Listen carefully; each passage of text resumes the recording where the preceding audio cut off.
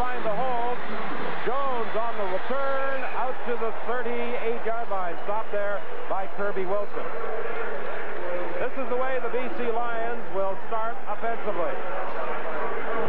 Roy DeWalt will be the starting quarterback. Larry Jones and Don Taylor will be in the running back spots. John Pancratz and Sammy Green at the slot.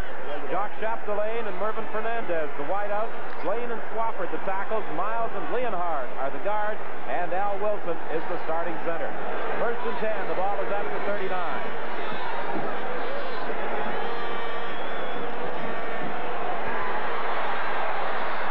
Is up to the 44-yard line, stopped there by Ken Haley.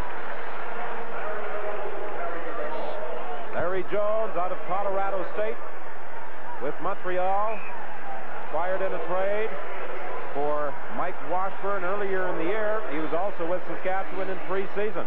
Defensively, the Winnipeg Blue Bombers go with the same front four. Norman, McIver, Sullivan, front three, and linebackers of Jones, Paul, Brown, and Pointer. On second and 6. Roy DeWalt throwing deep. Fernandez in the clear, and he can't catch up with it.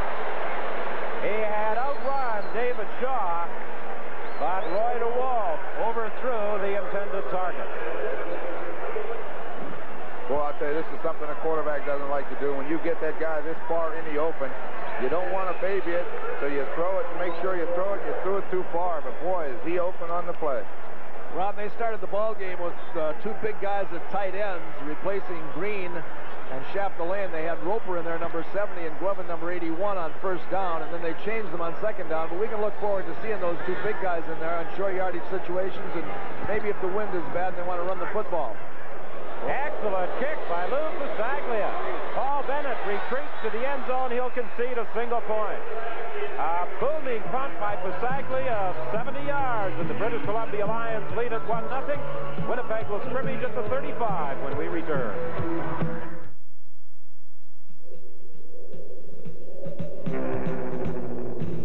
You're in control. I'll drift on by. It wasn't so long ago you got the old plane to fly.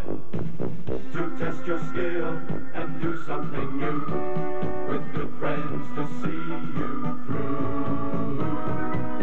Make it a Carlsberg, make it a Carlsberg, make it a Carlsberg, my friend.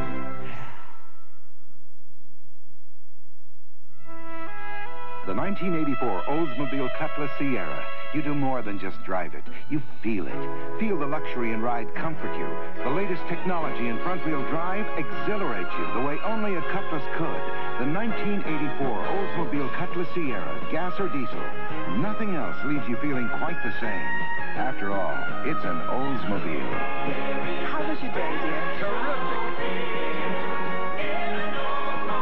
Well, Lou Pasaglia certainly unloaded on his first punt of the afternoon to put the BC Lions on the scoreboard. The Blue Bombers will scrimmage first and 10 from the 35. After that 70-yard single with John Hufnagel directing the attack, his first game as a Blue Bomber since being traded for Nicky Hall on October 3rd. The crowd responsive, reacting to the presence of Hufnagel.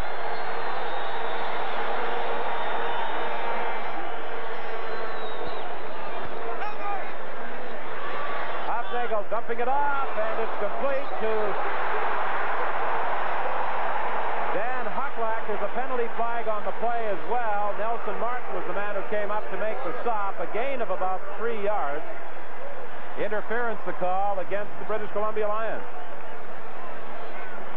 If that's any indication of what they're going to do, Don, they're really coming after them today on the blitzes. BC number 4. First down. Hufnagel, as I said, they're really coming after him in a hurry, and you see Martin coming up there, releasing and coming up, making the tackle after a very, very short gain, but apparently pushing in the defensive secondary. Well, that ball popped away from Hucklack, but with the interference, it is a first down at the 40. Inside with Willard Reed. He has 5 yards to the 45. Stopped there by Tyrone Cruz. Offensively, the Bombers have John Bonk at center. Hufnagel, of course, is the quarterback, and Hucklack and Reeves are the starting running backs. Rick House returns to the slot back position after a 2-game absence because of injury. And along the offensive line, the Bombers have had to replace Nick Vestaya, who has been unable to practice all week because of a knee problem. On 2nd and 5, Hufnagel to the sidelines to Jeff Boyd. Was he inbounds? Yes, says the official over there for a first down. Defensively, a change for the British Columbia Lions with Reuben Vaughn, the new addition who has been on a 21-day trial, taking over at left tackle. Linebackers remain the same. And the defensive back. Don, I think we should point out that they had Jackman starting in the offensive line, but Mark Moore, is number 50, is starting in there with Sy at left guard. Throwing deep for James Murphy. He's got it. It's a well-thrown football, Don.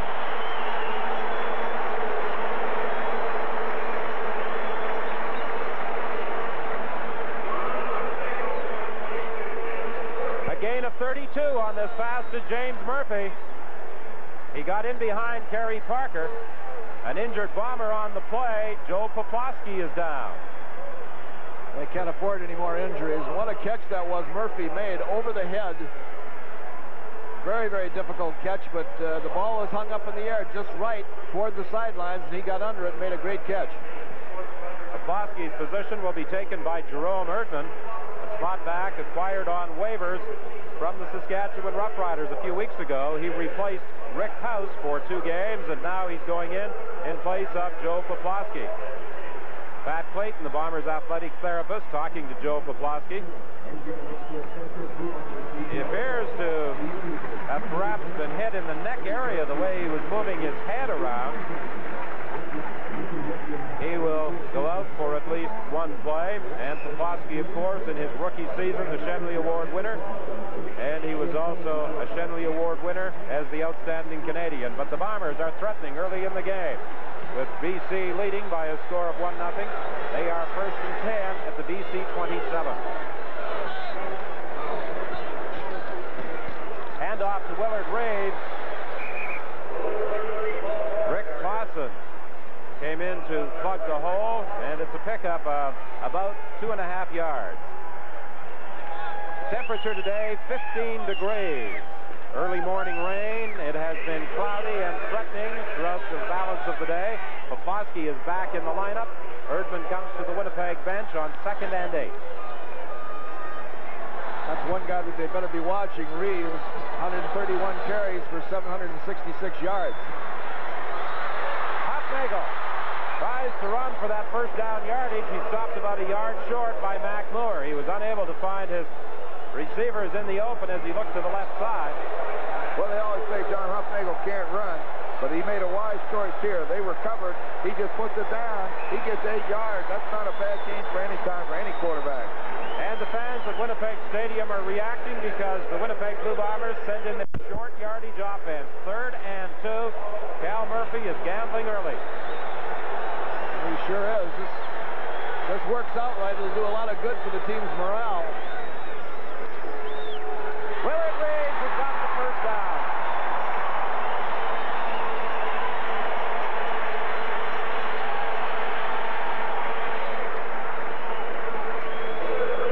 What a year Willard Reeves is having. This is only his 8th game. He is closing in on 800 yards rushing.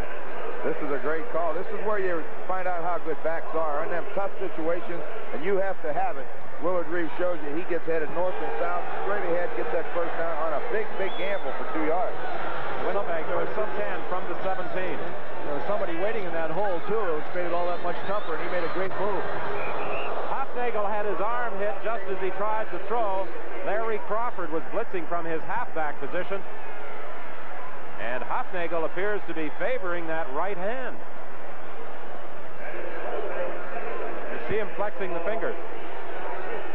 Well, you see Crawford gets real high. He's up real high. Gets that ball deflected.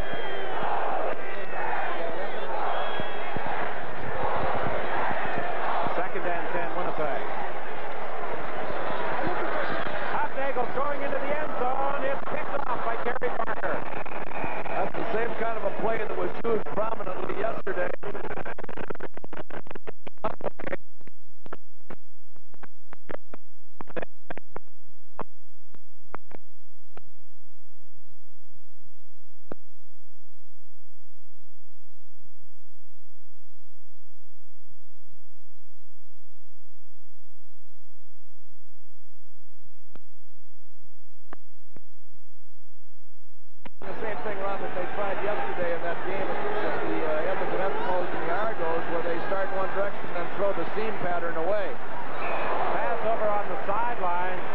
incomplete, intended for Fernandez. Kerry Parker, the man who picked off that John Hutnagel pass in the end zone. He wanted House. House was open. He brought the ball down, and then he got the lift. For the second game, Ray Sullivan is playing that defensive end position in place of the injured Pete Caton. And Ken Haley is in there in place of Reggie Pearson at a halfback spot. Penalty flag on the play. The pass is complete to John Henry White. He gets out to the 25-yard line, but it appears as though Tony Norman is the man who is guilty of offside.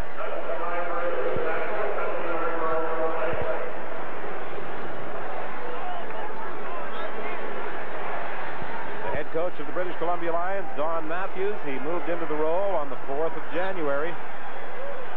He was previously with the Edmonton Eskimos as their defensive coordinator, and he succeeded Vic Rapp. We talked at the start of the telecast about Leo Cahill being the former coach of the Lions. Offside, Winnipeg, number 55. Second down repeated. We had a discussion prior to the game with Cal Murphy about the day he drew the fake slip.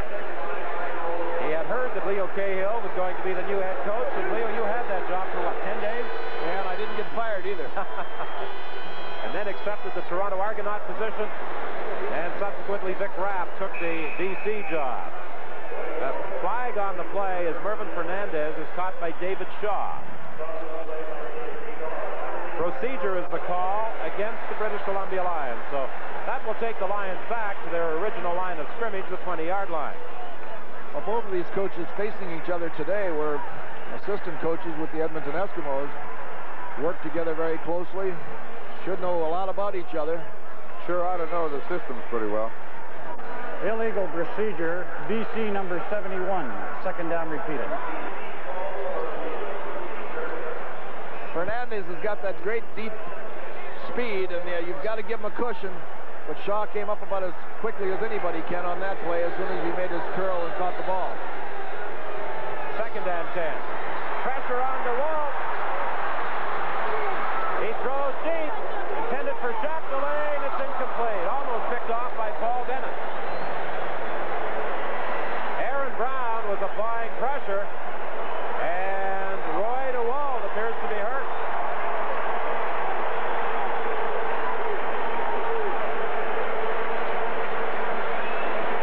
Well, let's see what happened. He got early pressure, but it looked like he scrambled away from it. He threw this ball. Paul Bennett had it played all the way. In fact, he almost made the interception. Oh, he took a good hit. Yeah, McIver came in there and got him when he was exposed. DeWalt, an outstanding athlete, great athletic ability, heading off to the bench, and he appears to be all right, but he took quite a blow. Lou Pasaglia, his first punt of the game, a 70-yarder, will punt for the second time this afternoon. He's got the wind at his back, so he ought to get another good one off. And he does. Paul Bennett goes back to the 27-yard line. And Bennett is forced out of bounds at the 34.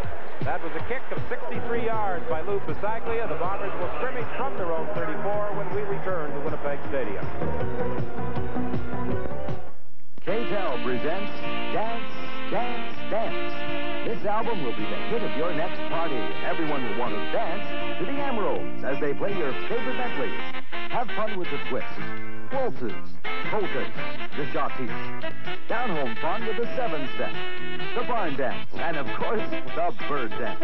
And many, many more. Dance, Dance, Dance from KTEL is great fun. And it's in stores now.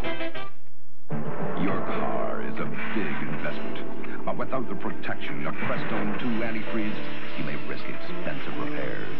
Look at this rad. Block solid with rust and corrosion.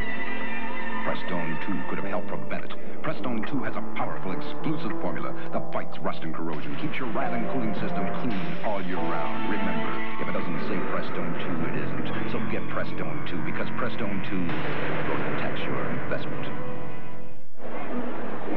Looking ahead to next Saturday on Sports Weekend, the Newmarket Equestrian continued coverage of the 1983 Dunhill World Cup Equestrian Series. E.P. Taylor Stakes, the 28th running, for a purse of $200,000 and same-day coverage of the South African Grand Prix. Also, a special edition on Sunday, the Rothmans International, all on CBC television. Well, we have 7:23 remaining in this opening quarter. The Bombers started their first offensive series after the Pasaglia single from the 35. They are now scrimmaging from the 34. Draw play with Willard Reeves. He picked up 4, maybe 5 yards before being stopped by Tyrone Cruz. 1-0, the British Columbia Lions in front. Well, obviously, there are a few British Columbia Lions fans in attendance this afternoon at Winnipeg Stadium. The largest crowd of the year to watch a football game in Winnipeg. Very close to capacity. Hufnagel, intended for Joe Poplawski, off his fingertips, incomplete. Poplawski was being covered by Glenn Jackson, so it is third down Winnipeg. There's an injured Winnipeg ball player. Willard Reeves is hurt. This could be a tough loss. Glenn Jackson's going to give Poplawski all kind of trouble trying to get inside, which he should do. Ball's a little bit overthrown, but it's really, this could be a big blow to the Bombers. This guy's had an outstanding season since he arrived. He appears to be in considerable pain. Willard Reeves, fired by the Blue Bombers on July the 2nd in a deal with the Edmonton Eskimos that also saw them pick up Sean Kehoe and Stephen Hall. He is favoring his right knee. That is not a good sign.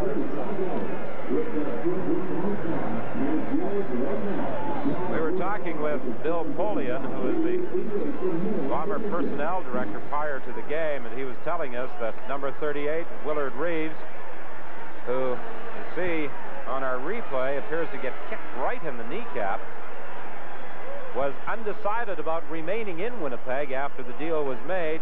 He, for a while, thought he would pack up and head home. However, they finally struck a deal with him, and they were able to persuade him to stay, and what a season he has had. Well, that's a good sign as far as the Bombers are concerned, with Reeves getting up and walking off. That's the acid test right there, walking off under his own. Now he's trotting, and the crowd is responding. Don, you mentioned the crowd. It's great to see this many people in Winnipeg. It's been a long time since there's been this much noise in this stadium. It's great. It's the way it should be. On third down, Bob Cameron will be kicking into the wind, the first time he has punted this afternoon.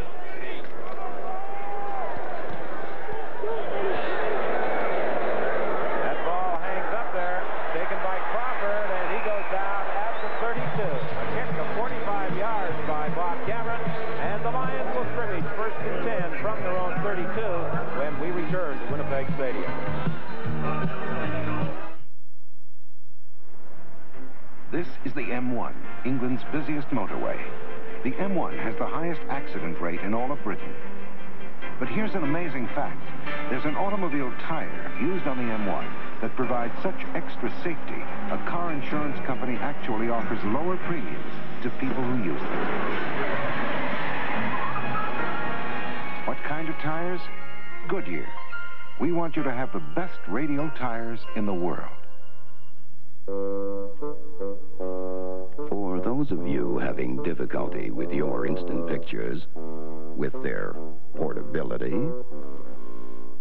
with their adaptability, for you, Kodak announces a new instant film for Kodamatic cameras. New Kodamatic Trim Print lets you lift off the print, giving you the thinnest, easiest to keep instant pictures available today with Color by Kodak. Kodamatic Trim Print. Only Kodak could pull this off. As we reach the crucial stage of the CFL 83 season, 2 key games from CBC Television Sports next weekend. Nationally, you'll see Winnipeg and Ottawa, and viewers in British Columbia will see the Lions and the Calgary Stampeders. That's next week from CBC. And Pat Clayton is still working on the injured Willard Reeves at the Bomber bench as the Lions scrimmage first and 10 from the 32. They lead at 1-0 with 6:08 remaining in this opening quarter. Tyrone Jones.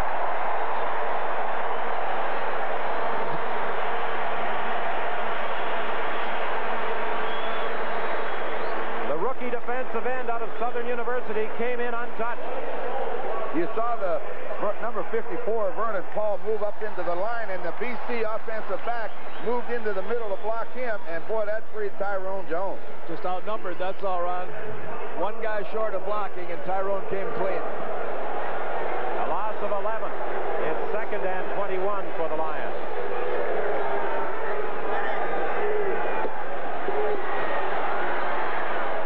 Pass is complete, but Larry Jones has nowhere to go as he is tied up at the 25 by Kirby Wilson. We're informed that Willard Reeves has a bruised knee, but should be able to return to the ball game. Best thing for him to do, Ron, is to get up off that bench and start moving, because in this chilly weather, if he sits down, that thing will stiffen up in a hurry. Yeah, keep it loose, keep it moving, and he'll be able to play. And there'll be a large noise of appreciation when he goes back. Well, Pasaglia has hit 170 yards, another 63 yards. This is his 3rd punt of the afternoon with 5 minutes remaining in this opening quarter. 1-0 is the score in favor of the BC Lions.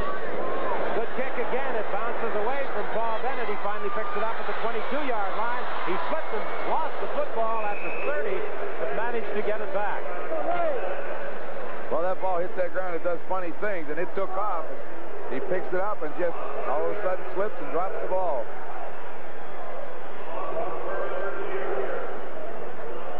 Shit, I got it. Here it is. Everything's under control. No problem.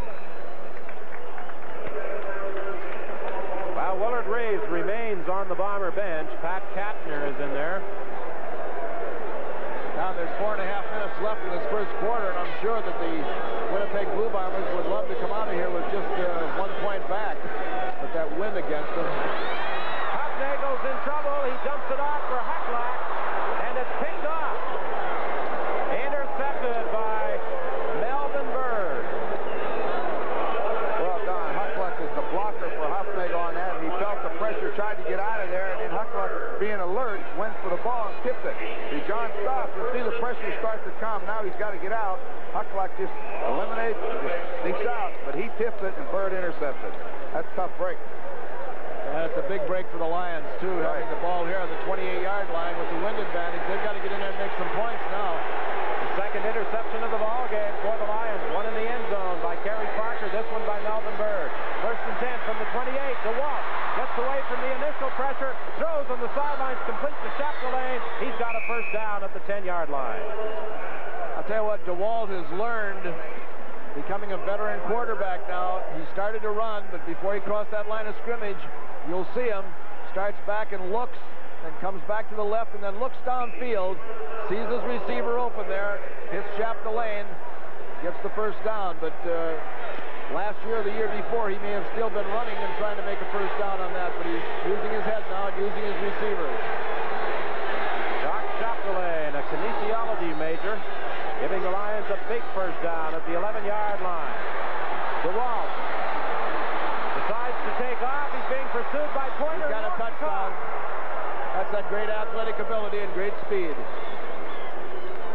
2 plays after the interception by Melvin Bird. Roy DeWalt outruns John Pointer to the end zone, and the Lions move in front 7-0. He goes back and just looks downfield, and the last time the defense saw him throw a pass, so they laid back off of him in the secondary, and he took the advantage and just ran it in for the touchdown.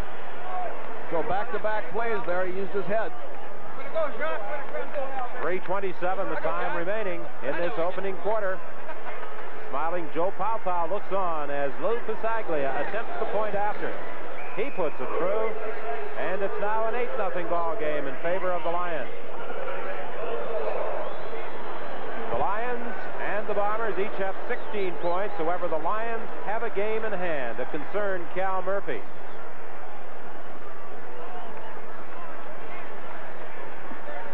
While he appears concerned at the moment on the sidelines, he is one of the most relaxed coaches I've ever encountered prior to a ball game. We had a long visit with him this morning.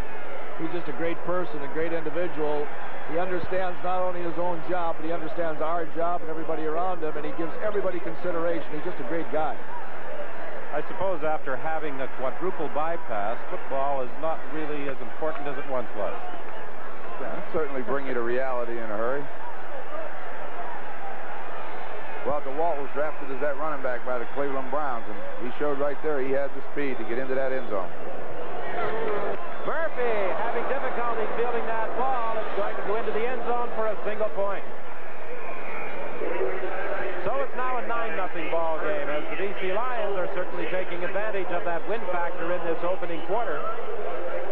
Lou Pasaglia responsible for 3 of the points, a punt, a booming 82-yard kickoff single, and of course the point after the Roy DeWalt touchdown.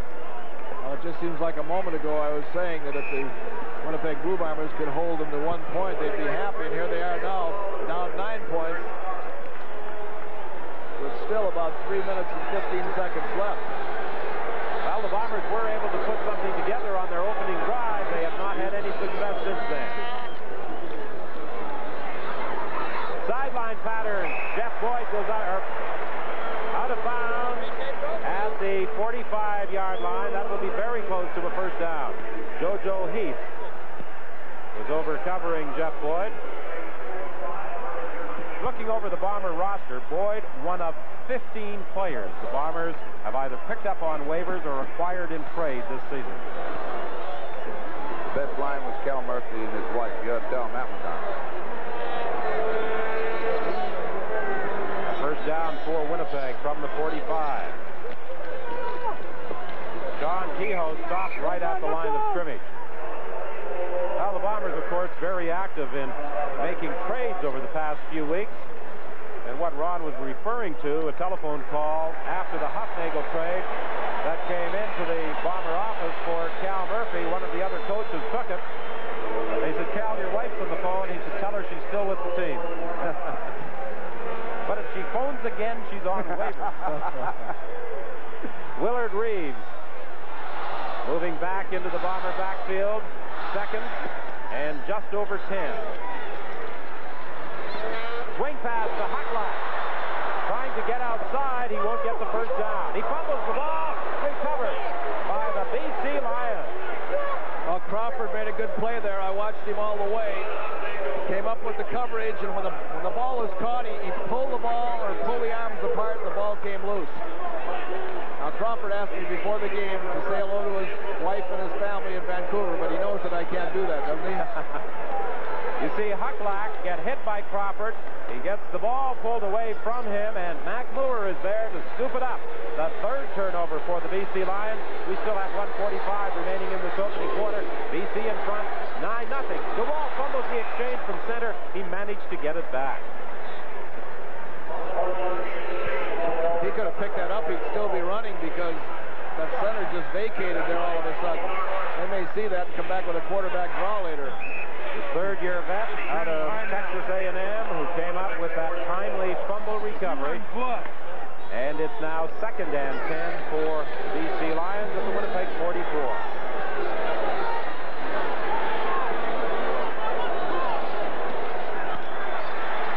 DeWalt over the middle to Sammy Green. And Green gets inside the 30-yard line. Green was tripped up by David Shaw with now 53 seconds left in the first quarter.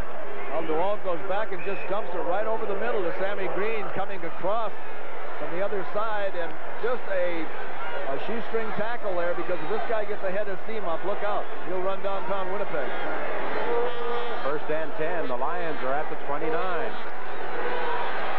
DeWalt dumps it off to Green again. A similar play to the last, only this time to the left. And it produces a gain of about 6 yards.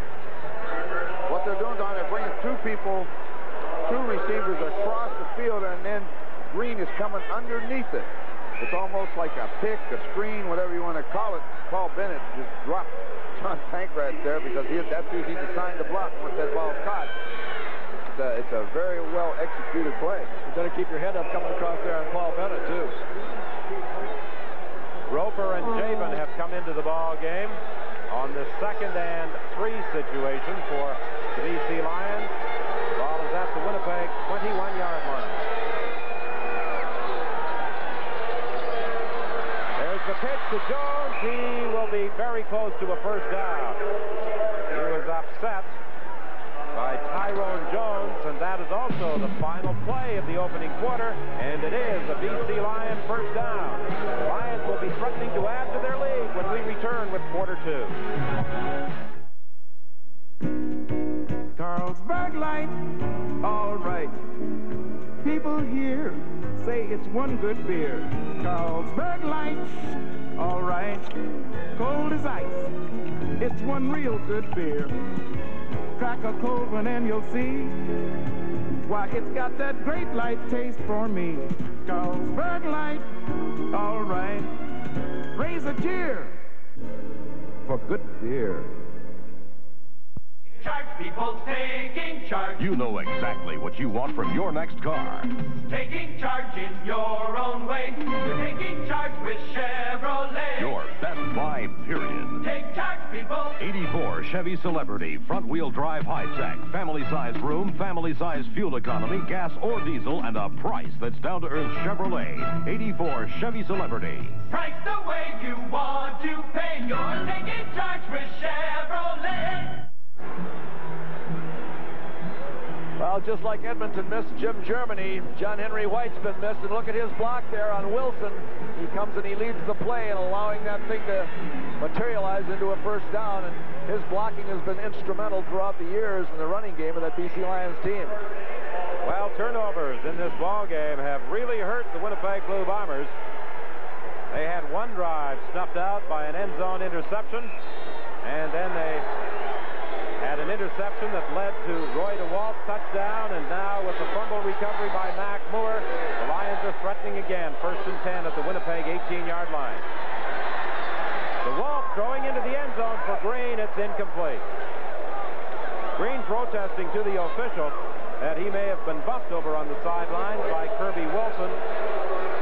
Don, one thing that Coach Murphy pointed out before the game is that Wiley Turner has a quad problem as far as an injury is concerned, and you can notice him limping here after the coverage. Kirby Wilson and Wiley Turner both back defending on Sammy Green. There was a bit of bumping going on as Green tried to run his pattern. It's 2nd and 10 from the 18.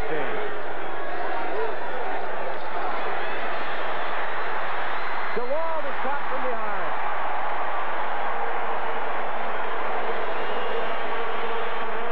Well, linebacker Vernon Paul is the hero of the moment in the eyes of Winnipeg fans. Ray Sullivan also got through. DeWalt goes out to his right. Oftentimes this happens. You don't see that guy coming from the backside. And Paul and Sullivan both got there in time to hit him, but he had the presence of mind to hold on to the ball now. They'll be going for the field goal.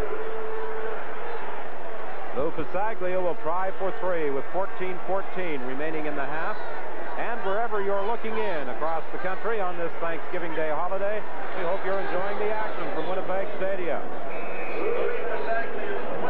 The 29-yard field goal by Lou Pasaglia makes it a 12-0 ball game. The BC Lions in front.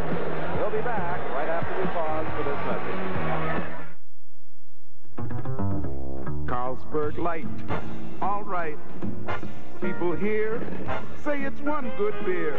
Carlsberg Light, all right. Cold as ice, it's one real good beer. Crack a cold one and you'll see why it's the light, refreshing taste for me. Carlsberg Light, all right. Raise a cheer for good beer.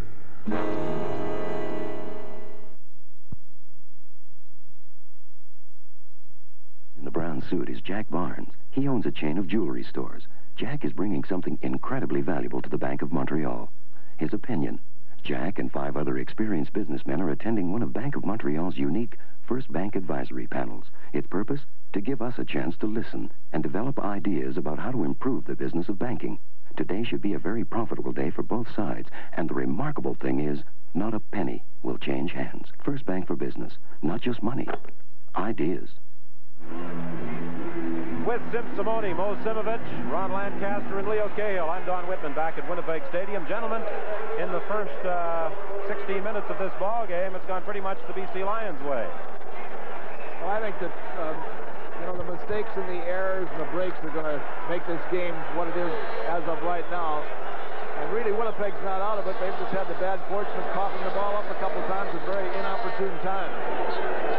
Well, the first time they met on August the 20th, it was a 44-6 win. Deep pass for Jeff Boyd. He's got it.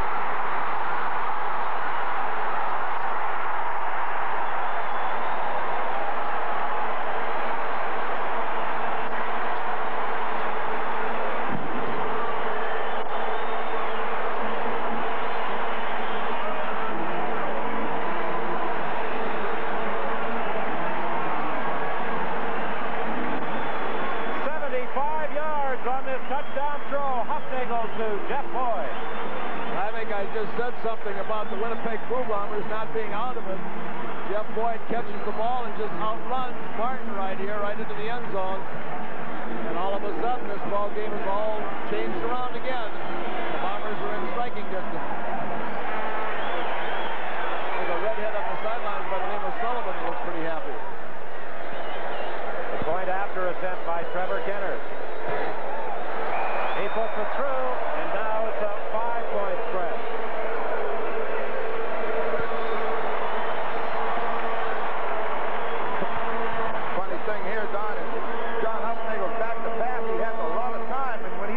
Here, I thought he was going to run because he had a lot of room, but Boyd gets behind him and he just laid it out pretty, and then he's got good speed and outruns Nelson Martin, but I thought he was going to take off. It looked initially as though he was thinking run when he stepped up out of that pocket.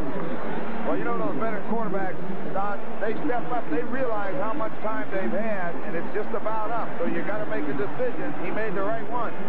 We talked about the 15 players the Bombers had picked up on waivers or traded for. Jeff Boyd, acquired from the Edmonton Eskimos on waivers early in the year. He did not make their starting roster for their first game of the season. He did not get into the lineup until the third game, but he has made a valuable contribution to the team since then. If nothing else, that's play right there, because 3 turnovers against the Bombers, and the Lions have got 12 points, and he comes up with the big play, and they're right back in the middle. This is something that they needed, too, because they were down a little bit after making those couple errors and allowing the Lions to get ahead of them. I think we saw something down there when they held the Lions to that field goal. That was a sign in the right direction, and coming right back in the wake of that with the touchdown is going to help. Sammy Green starts out from the 5-yard line. He has a great speed. He is stopped at the 35. Tony Norman was there to make the tackle.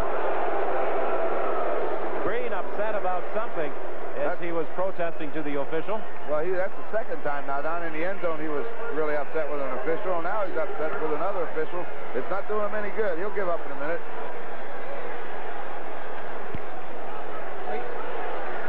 He jumped up to the official and said, "You see that guy? He tackled me."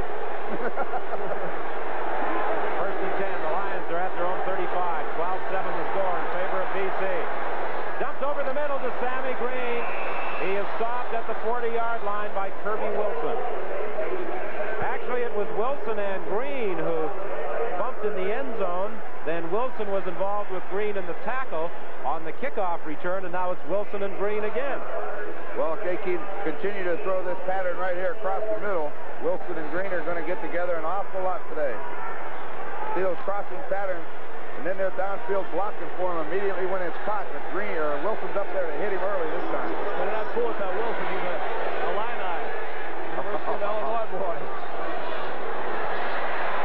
There appears to be a mix-up. It almost looked as they were trying a counterplay with Sammy Green, but there was a mix-up somewhere, and on 2nd and 5, Ray Sullivan stopped it right at the line of scrimmage, so the Lions are forced to punt it away. It is a counter play with a wingback. They ran this play very successfully in that game out in Edmonton, out in BC against Edmonton, Leo, the one you did, and this time it just didn't work. Well, Lou Pasaglia, who owns the best average in the CFL, has kicked the daylights out of the football today with the wind. Let's see how he fares kicking against it. Although it has decreased in velocity since the start of the ball game. Paul Bennett takes it back at the 23. He gets out to the 29-yard line, and that's where the Winnipeg Blue Bombers will scrimmage 1st and 10 when we return to Winnipeg Stadium with 12:02 remaining in the half. You take charge, people, taking charge. You know exactly what you want from your next car. Taking charge in your own way. You're taking charge with Chevrolet. Your best buy, period. Take charge, people. 84 Chevy Cavalier. New front-end styling, advanced front-wheel drive, improved suspension, available 5-speed, and a price that's down-to-earth Chevrolet. 84 Chevy Cavalier. Price the way you want to pay. You're taking charge with Chevrolet. Inch for inch, this is excellent insulation value for your home. Styrofoam SM insulating sheeting. Every inch of Styrofoam SM will add an extra R5 insulation value to these new rooms for year-round comfort and fuel savings. Re-siding is a good opportunity to put in extra insulation. Just install Styrofoam SM between the old and new siding. It's so easy, you can do it yourself. Improving is cheaper than moving, so why not have an energy-efficient new home right where you live with Styrofoam SM. Wish we had somebody that... A great lineup on fourth weekend next Saturday. The Newmarket Equestrian Series, 1983 Dunhill World Cup Equestrian Series continuing. The E.P. Taylor Stakes, the 28th running. Same-day coverage of the South African Grand Prix. And then on Sunday, a special edition, the 46th running of the Rothmans International. That will follow CFL football, Winnipeg and Ottawa next weekend. Willard Reeves, the leading rusher in the West. Skip Walker, of course, the #1 man in the Canadian Football League. Trying to set up that slip screen with James Murphy. JoJo Heath hauled him down at the 36-yard line.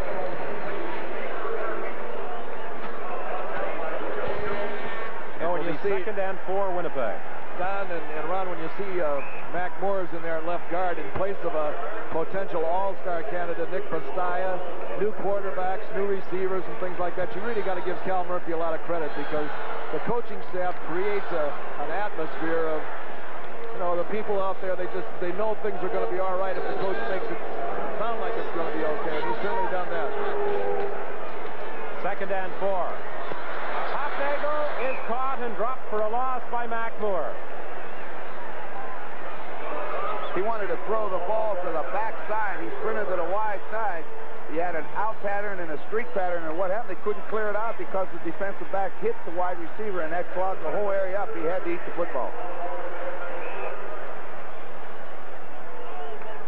This program is copyright and is strictly for the private use of our audience. Any reproduction, retransmission, or exhibition in whole or in part without the express written consent of the Canadian Broadcasting Corporation is strictly prohibited. I'm going to say that in Latin next time. Do you think you get extra pay for that, Leo? I think I've just taken it off your shoulders. Bob Cameron's kick hangs high to Crawford back at the 22-yard line, and then he is down at the 30. Ken Ciancone was downfield to make the tackle, and Crawford is still down, although he is now getting to his feet. Crawford fields the ball like a center fielder and starts right up the middle. Stopped here, and then watch that follow-through right there. There was also a penalty on the play. That looked like Wilson again in there. Holding, BC number 79. First down. A holding call against Reuben Vaughn, and that moves the Lions back inside their 15-yard line.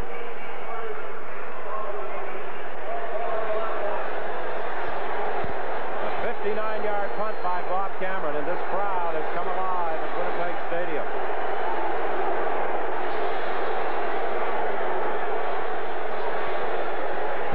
From the 12, the pitch to Larry Jones. He's trying to get outside. He is forced out by Ken Haley. Just a few short weeks back, we were in Vancouver when the Toronto Argonauts played there, and the Vancouver crowd had a tremendous effect on the Argonauts trying to hear the signals. And right out here this afternoon now, BC's getting a little bit of taste of that same medicine with this Winnipeg crowd.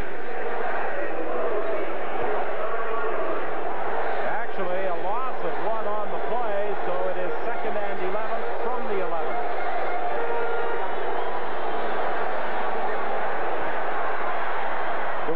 sidelines for Sammy Green. He's got the first down.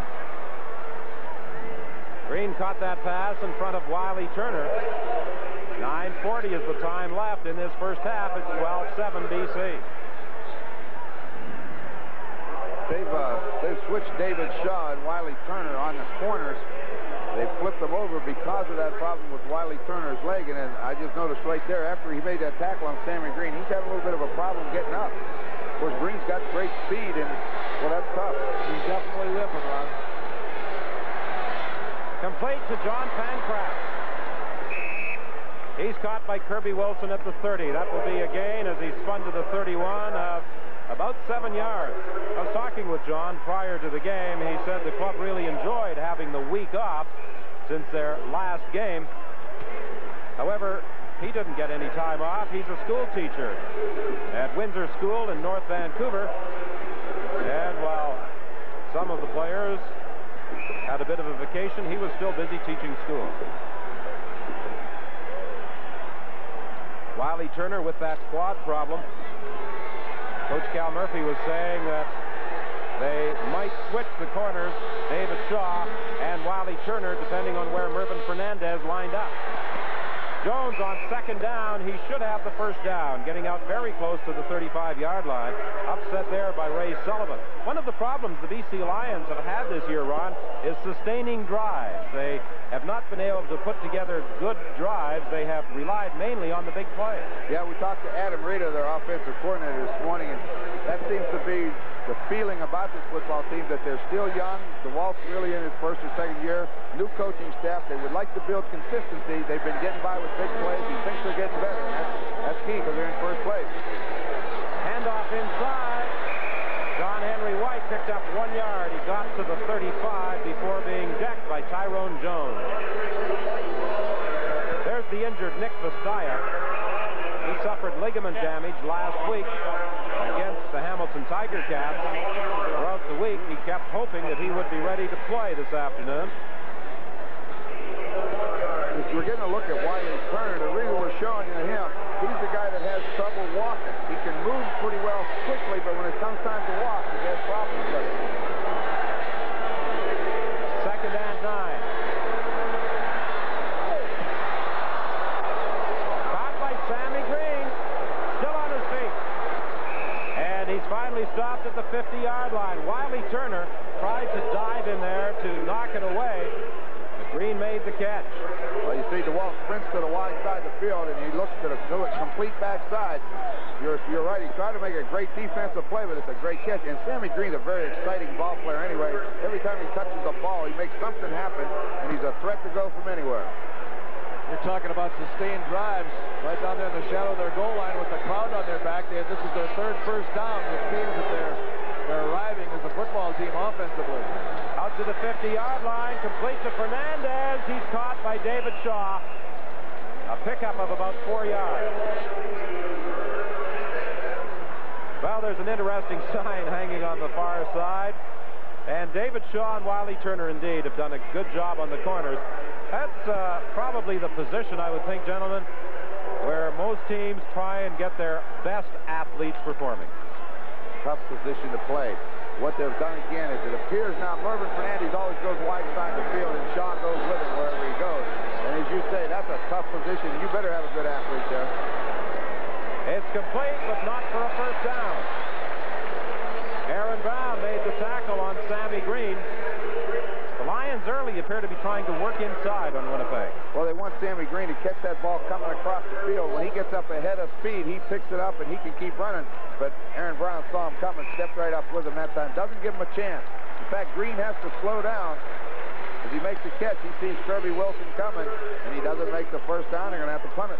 That uniform jersey hanging out the back is almost a trademark now for Sammy Green. The back of his jersey saying goodbye has become something of a trademark, too, this season. Third down kick by Lou Pasaglia. Paul Bennett fields it on the sidelines, but apparently he had stepped out of bounds at the 13-yard line. So that's where the Winnipeg Blue Bombers will scrimmage following the 39-yard punt by Lou Pasaglia with 5:40 remaining in the half.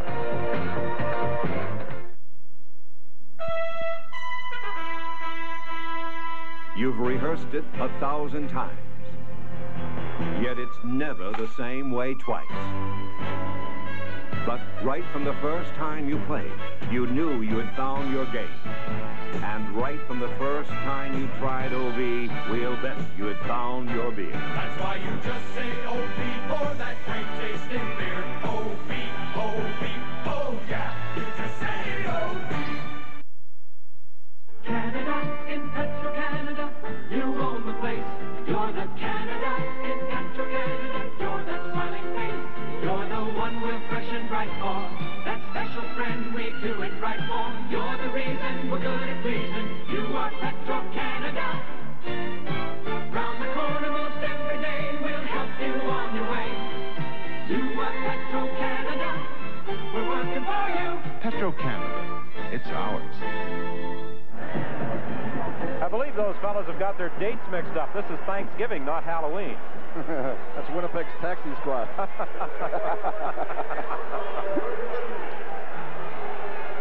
12-7. The BC Lions leading the Winnipeg Blue Bombers. 5:37 the time left in this first half. Winnipeg first and 10 at the 13. But that defense of the BC Lions, they're in a little trouble down there on that part of the field. The Winnipeg Blue Bombers. Draw play with Willard Reed. He has a gain of about 9. Rick House drew a key block to open things up for Willard Reed. Well, he's close to a first down. They're going to call for a measurement. Bomber coaching staff doesn't seem to think it is a first down because they have sent out the short yardage offense. But let's see what the measurement reveals. Well, the coaching staff was correct. Cal Murphy already has that short yardage unit out there with 5:14 remaining in the half.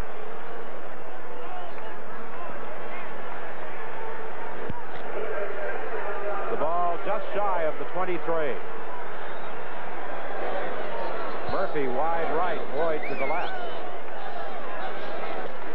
Hufnagel keeps. He should have the first down. He's not exactly what you'd call a battering fullback, is he, Ryan? No, you know what? It's really amazing. You would think any quarterback can run a quarterback sneak. But I know John Hufnagel has trouble with it. He's got real long legs, you know, and a short body, and he doesn't get down behind those pads. And I used to really tease him a lot. I'd say, John, you have problems with that. That should have made a quarterback sneak ideal then for you. Oh, I didn't have any problem. I could stand up and still be down. First and 10, Winnipeg. The ball is at the 24. See, Leo, I just don't pick on you. I certainly appreciate that. Willard Reed off tackle for a pickup of about 3 yards. Talk about injuries this season. That has been a costly one for the Winnipeg Blue Bombers. Pete Caton, who is having an outstanding year. Eastern Illinois University. He's sitting there thinking about the next rocket he's going to build. He's the rocket man. I was talking to him the other day. He said, I'll be back in time for the Grey Cup. That's confident. Second and 6, Winnipeg. Hufnagel to Poplawski. Penalty flag on the play as he gets to the 53. They're calling a face mask, I'm pretty sure.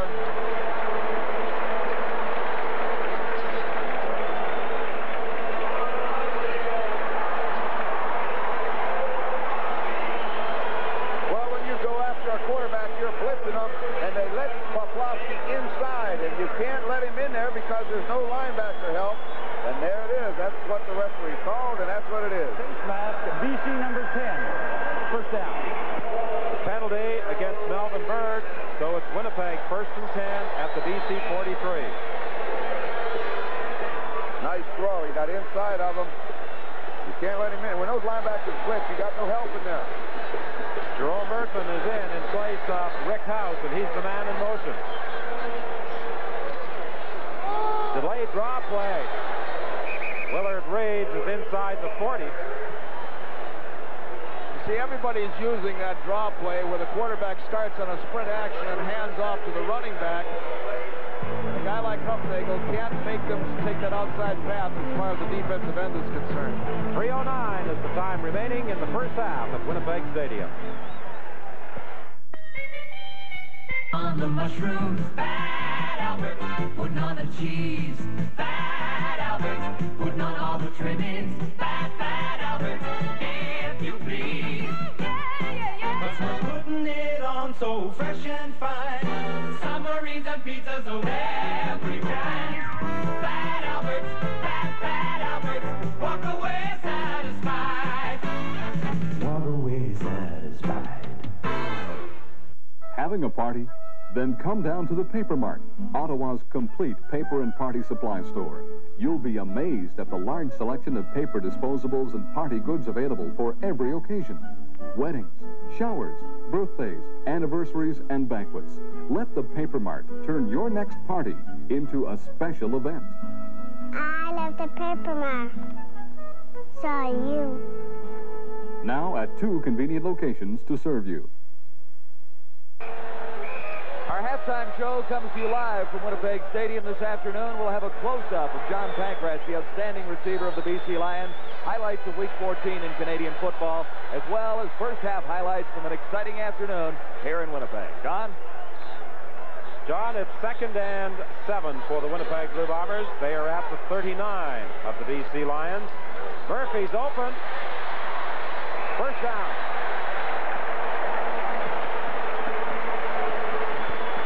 That's a very alert play by the wide receiver, Murphy. He had Parker up right on top of him, and I think Hufnagel audible for him to go deep, but when he saw them drop off, he just took 4 steps and stopped, and Hufnagel threw him the ball, and they get a gain out of it. That's a pretty sharp play. It looks as though Cal Murphy is providing Hufnagel with a little help by alternating Rick House and Jerome Erdman. 1st and 10 Winnipeg. The ball is at the 31 of the Lions. Draw play, Willard Reed, nowhere this time. The BC Lions' Tyrone Cruz was ready for that one. 2:19, the time remaining in the half. The score is 12-7. The BC Lions in front.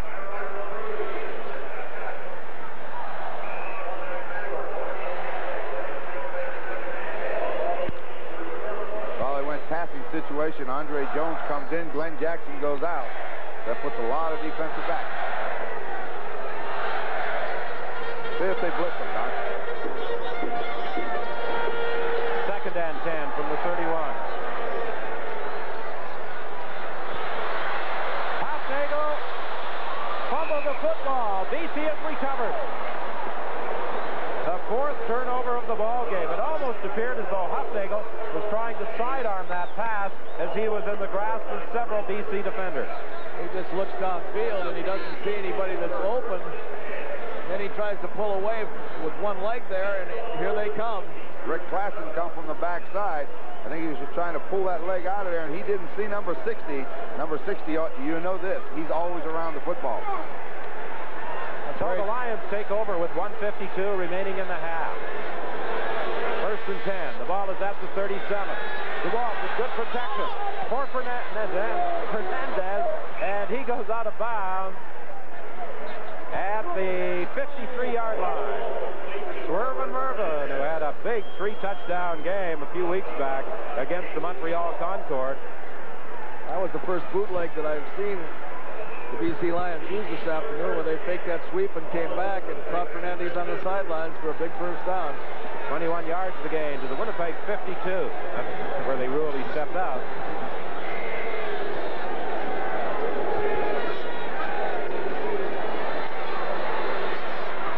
Sammy Green, very close to another first down. He was caught there by Ken Haley. With now 1:40 remaining in this first half. That stat that was on the board there just a minute ago, turnovers 4-0. That's well, those are things coaches hate. BC with error-free football so far. That's the best you can do, and that's what you strive for. Well, turnovers have certainly hurt the Bombers against the BC Lions. In that August 20th game, Larry Crawford had 3 interceptions. The Bombers also fumbled the opening kickoff that led to a touchdown. That'll get you beat every time. The thing is that Hufnagel was gaining confidence. He was taking the team all the way down the field on a good concerted drive, and then to have that ball kicked away from him, that takes the wind out of your sails. Second and short. John Henry White will have it. He's very close to the 40-yard line. 1:20 is the time left in the half. The Lions in front, 12-7. The two teams tied for first place in the Western Conference with 16 points, although the Lions do have a game in hand. Well, there's been a request for a measurement to determine if, in fact, the Lions do have a first down. Looking beyond this game, the Winnipeg Blue Bombers have two road encounters. They play in Ottawa next week, and on the 4th of November in Toronto, they have the Edmonton Eskimos at home on the 23rd. The Lions have two at home and two on the road.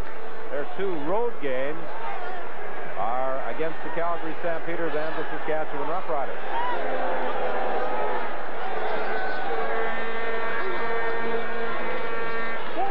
On first down, DeWalt being chased now by McIver, gets the pass away to Fernandez. Great catch on the far side of the field.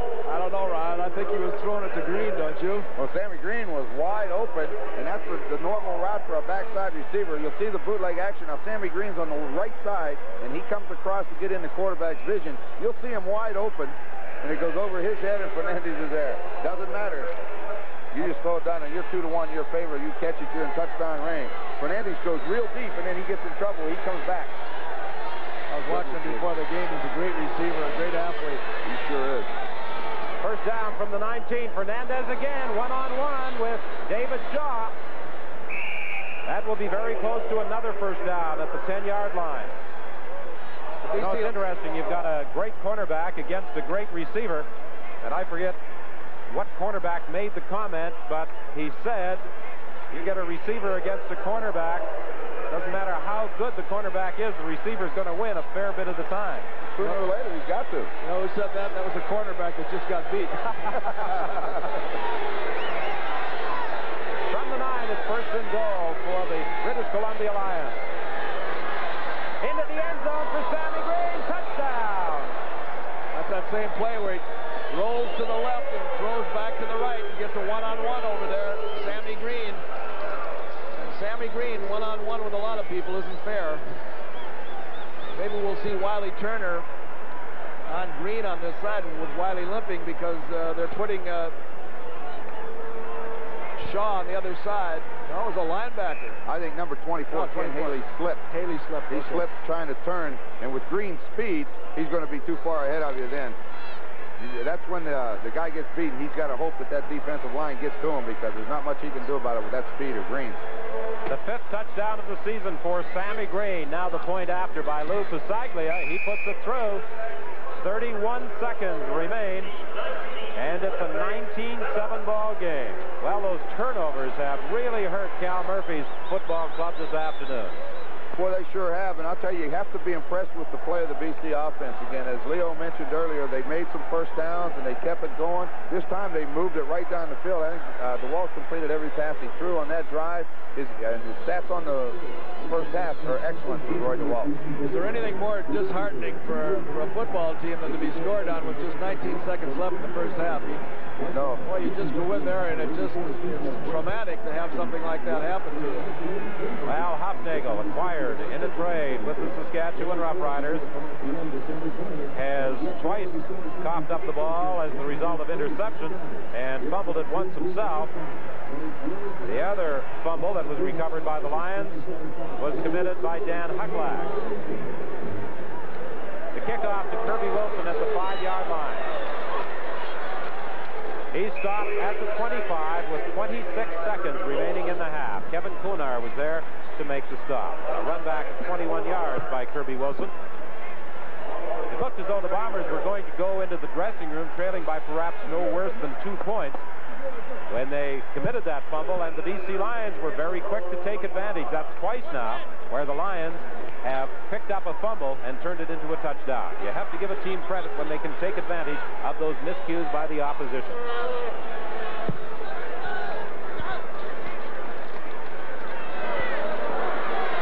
Sideline pattern for Jeff Boyd. He's bounced out of bounds. There's a flag on the play.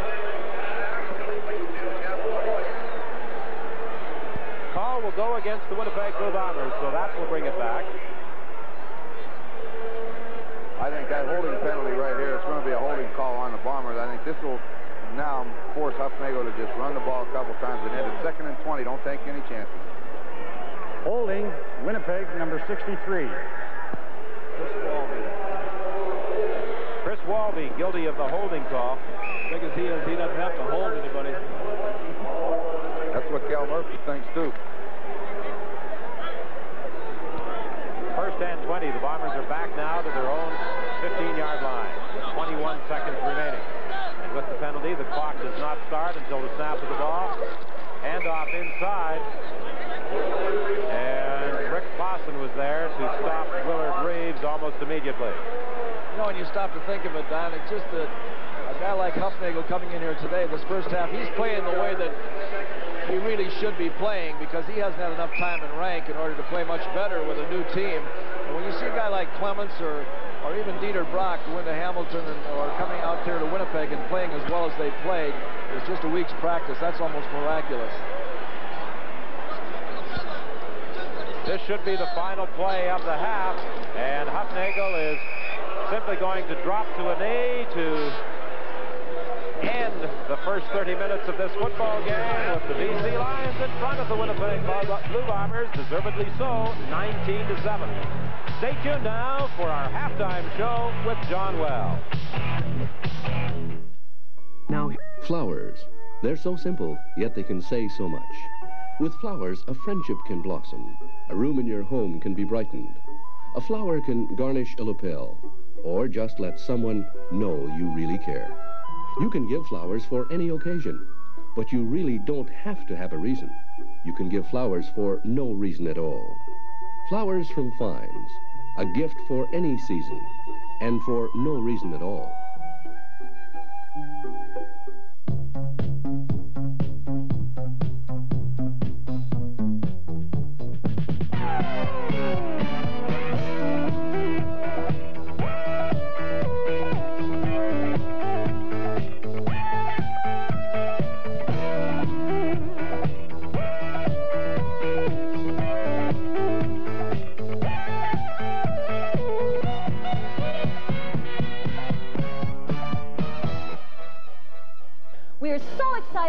About our new 1984 GM cars and trucks that we just had to make a big noise about it. From our little Chevettes and Cavaliers to our luxurious Cadillacs, we have a car for everyone. The sporty Camaro, the front-wheel drive Sierra, the celebrity station wagon, and don't forget our S10 pickups and Blazers. So come on in and get on the bandwagon. Take advantage of Chevy's down-to-earth prices at Myers, where our #1 objective is your complete satisfaction.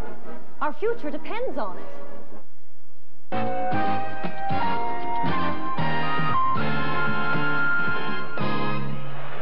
I'm John Wells, live at Winnipeg Stadium with a special Thanksgiving edition of the halftime show. Too many turnovers for the Blue Bombers in the first half. They trailed the BC Lions 19-7. Coming up in our intermission today, a close-up look at the BC Lions' outstanding receiver, John Pankratz. First, though, to highlights of Week 14. Yesterday, in Toronto, the Eskimos and the Argos. For Argo kicker Hank Olisic, a first game against his former mate, and Olisic would have a great day. For the Eskimos, a good start. Joe Holloman with a brilliant kickoff return on the opening play, giving Edmonton excellent field position at the 45-yard line. But the Eskimo offense had problems all first half long. It was 4-1 Toronto when Joe Barnes engineered the game's first touchdown drive. Jeff Townsend's brilliant catch was the key for 35 yards. And right after that, Cedric Minter got the call from 14 yards away, and he finished off a 6-play, 75-yard drive. The Argos moved into the lead 11-1. Now, Hank Olisic added another point, a 78-yard single this time. And by halftime, the Argos had pulled in front of the Eskimos 12-4. Now in the third quarter, the Eskimos finally got the offense rolling. Warren Moon for what Al Smith, the 15-yard touchdown. That cut the Argo lead to 12-11. Moon almost had another one, but for a brilliant defensive play by Leroy Paul. The Eskimos settled for a field goal and took the lead 14-12. Now, Terry Greer took over. The Eskimos held him in check much of the day, but when he got loose, he rambled for 66 yards. Add that to his season total count in yardage, and Greer is on target to break Hal Patterson's CFL record of 1,914 yards in a 14-game season. Can he collect 145 yards in one game? Oh, yes, definitely so. I mean, Hal Patterson had to be a great receiver to accomplish such great deeds, and I guess only with 14 games, and I'll be very pleased if I could do it in 14, but if not, you know, it don't make a difference as long as we win it. So for Joe Barnes, his second straight win. The Argos 10th of the year, 19-15 over Edmonton. Now, the Argos have already clinched top spot in the Eastern Division of Canadian football, but despite 10 wins on the season so far, there has been criticism of the Argonaut defense. Yesterday, holding Edmonton to just 15 points, had head coach Bob Obilovich smiling. Well, you know, we were criticized quite a bit at the beginning of the season because people said we were making changes and we'd been at the Grey Cup last year and all that stuff, but we knew what we had to have to be a better football team, and evaluating our people, we just kept working hard at trying to upgrade our talent, and I think we've gotten to a point where I feel comfortable about our personnel, and I think we got some good athletes in the secondary now, and I think we are gelling as a fine defensive unit, and I was really proud of the way they played as well. From success in Toronto to turmoil in Saskatchewan, the Rough Riders traded away their ace kicker Ken Clark earlier in the week. It would have an effect on their meeting with the Montreal Concorde yesterday at Taylor Field. Punting problems hurt the Saskatchewan Rough Riders early in the game. Rookie punter Dave Banowich, in his first ever CFL start, had a horrible initiation to pro football. His first punt blocked by number 26, Harry Skipper. A loose ball gobbled up by Vince Faison. The Concorde out in front 7-0, 1:12 gone in the opening quarter. Now on the very next punt by Banowich, Skipper is there again. This time the Concorde settled for a field goal and lead 10-0. The Riders came back though. Homer Jordan to Stu Fraser, a 10-yard touchdown strike. And Montreal back with 2 quick touchdowns. First, Ron Robinson in the end zone. And right after that, Denny Ferdinand, a short 1-yard run. 33-16 for Montreal there. Now, Saskatchewan newcomer Nate Johnson, in his first game after leaving the Winnipeg Blue Bombers, gave the Rough Riders a little more hope with a superb kickoff return at 76 yards. And that set up another Saskatchewan major. This time, Homer Jordan carried himself, and the Riders were back within 10 points at 33-23. But not for long. Denny Ferdinand again, and the final score read Montreal 40, Saskatchewan 23. Happy Thanksgiving. Our halftime show is live from Winnipeg Stadium this afternoon, with the BC Lions hold a 19-7 lead on the Winnipeg Blue Bombers. Still to come, first half highlights and up close and personal with John Pankratz. You're with CFL 83 from CBC Television Sports.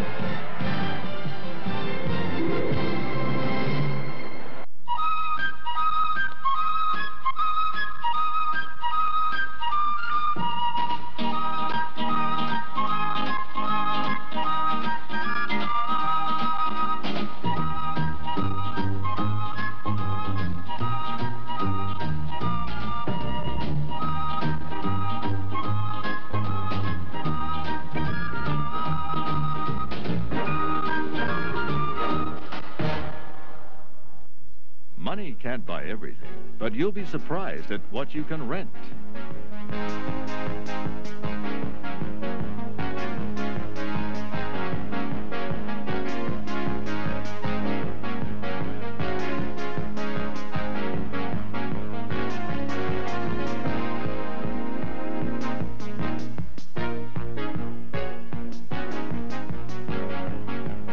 Rentalex, the easier way. Every player that I know feels good when he makes a contribution to his team. It's the same feeling you get when you give someone a helping hand. And helping hands is what United Way agencies are all about. Helping families, older people, the disabled, and many more, including our young people. I'd like you to meet Andrew. Thanks to Big Brothers, a United Way agency, he's getting a helping hand. Right, little brother? Right. A great afternoon in Winnipeg for a CFL First Place Western Division showdown. Time now for another CFL close-up.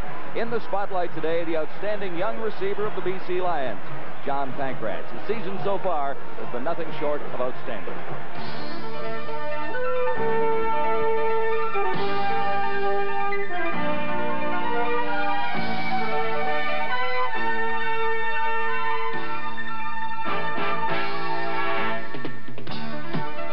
Without question, 1983 has been the best year ever for BC's John Pankratz. After 3 years as a backup, Pankratz as a starter has been sensational. In 11 games, he has 52 receptions, 7 for touchdowns. And With 875 yards, John Pancras is on a plateau with the very best receivers in the CFL. What is the attraction to football? I don't know. I think it's, for me, it was challenging myself. Whenever I was growing up, we used to hang around with my friends, and they were always a lot bigger than I was. And I think I always had to prove myself that I could play football, that I could take the knocks, and that it could be tough, I guess you could say. And it's sort of gone through my athletic career. And I think for me, the hardest challenge was football, because football is a game of injury, and you're always getting hurt. You're always getting bruised and banged up, and you're always expected to play the next week. So for me, it was the toughest game that I could play, and I just decided that I just wanted to prove to myself that I could do it.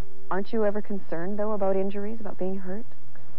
Well, it's going to bother me further down the road. Right now, your body's young, and it can take the punishment and the beating.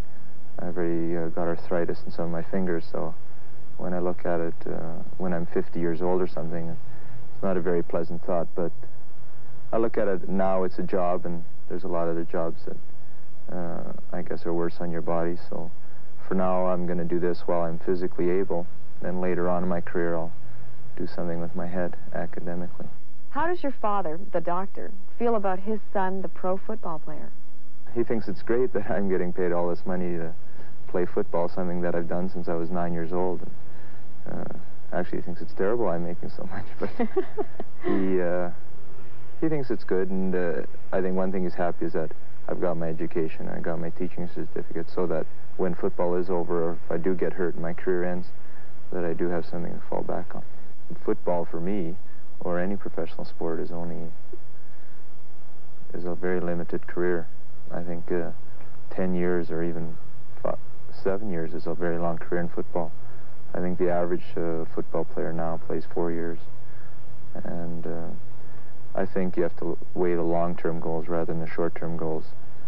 I know that a lot of people say, oh, I'd love to play football rather than what I'm doing, but you know, I think if you have a job maybe that you really enjoy and that's going to carry you for 20 to 30 years, I think that's more important than something that's only for a short period of time.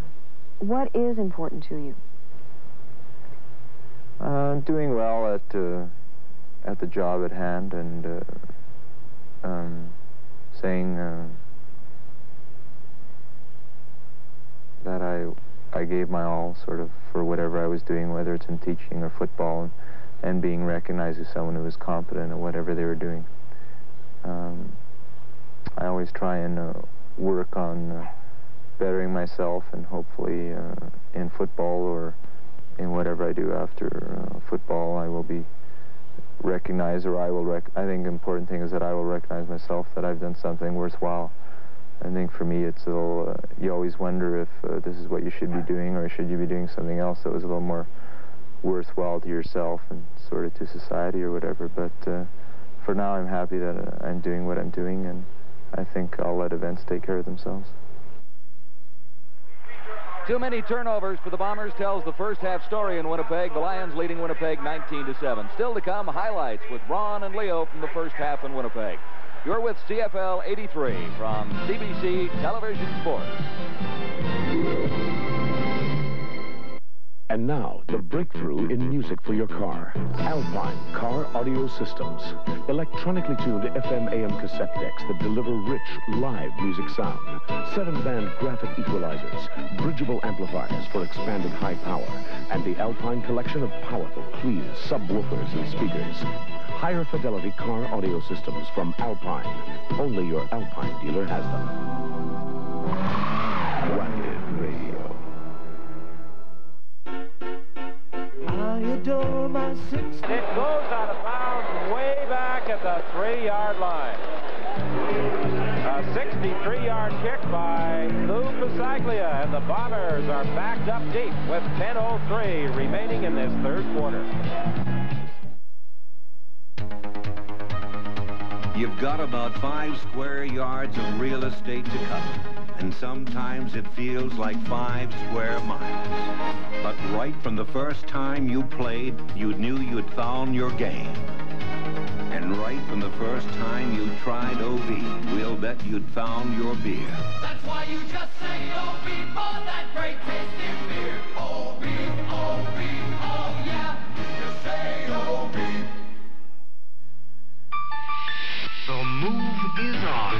All across Canada, over 50,000 people a month are opening daily interest savings accounts at Bank of Montreal. I switched to earn daily interest the day I make a deposit. Interest paid monthly. That's 12 times a year. My old bank's regular savings account only paid it twice a year. That's why over 50,000 a month are opening daily interest savings accounts. Enter the Super Savings Sweepstakes at the Bank of Montreal today. Well, you know that Paul Bennett is upset with himself the way he handled that third down punt. Bombers would have had the football somewhere around the 20 or the 25-yard line, but now they're backed up to the 3. Well, you know what happened in the first quarter for Tagley. He kicked him so far, kicking in that direction, he got back expecting another 60-yarder, and it wasn't. He couldn't get up quick enough to catch it. And boy, when it hits the ground, we said before, anything happens.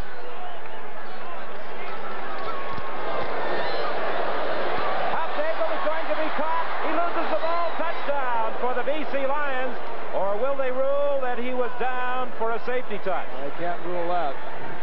It's a safety touch. Well, we got to get a look at that.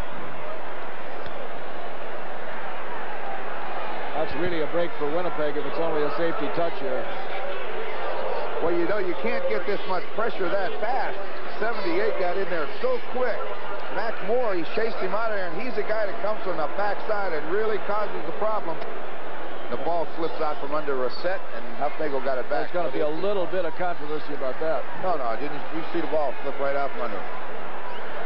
If we get a chance to see it again, you'll see the ball come out from under Reset. He didn't have it. Well, I'd like to take another look at it. Yeah. Well, Ron must have saw it because he never puts his name on the line for anything unless he's sure. That's right. You watch for the football. All we have to do is ask. I'm with Ron. Larry Brown and Brent Haywood will comply. I'm with Ron because Ron says that the ball come out from under. Watch. Now watch. There it is. Got to have a good eye. Good call, Ron. It is a safety touch. It looked as though the BC Lions had a touchdown, but Brent Reset pounced on that ball, and it popped away from him. So it's now 21-7. Another turnover.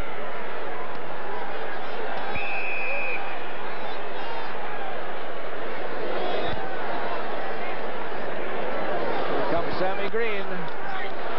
Green starts up from the 20-yard line, and he is stopped at the 32. Tony Norman was there after the 58-yard kickoff by Trevor Kennard, and the return by Sammy Green of 16 yards. I was talking with Roy DeWalt prior to the game, and he asked if I would say hello to all the folks in the Kelowna Revelstoke area of British Columbia during the week off. He visited some friends out there. Earlier in the season, he attended a minor football camp in Kelowna. Not a bad individual to have instructing the youngsters out in the Kelowna area.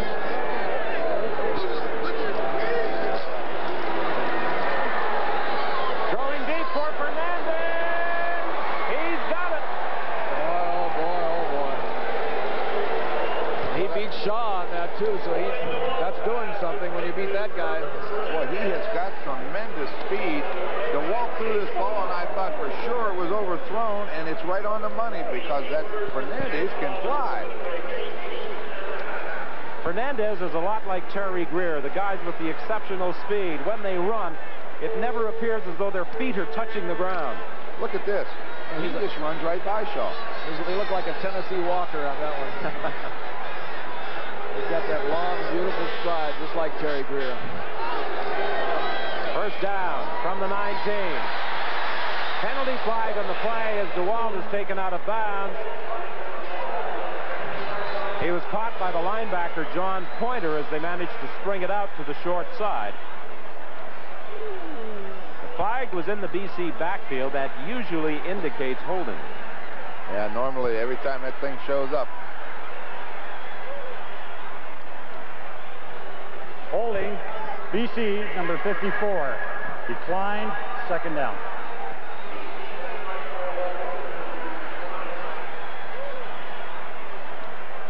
Glenn Leonhard was guilty of the holding. There you see him hanging on to John Pointer, the linebacker, who was trying to track down Roy DeWalt.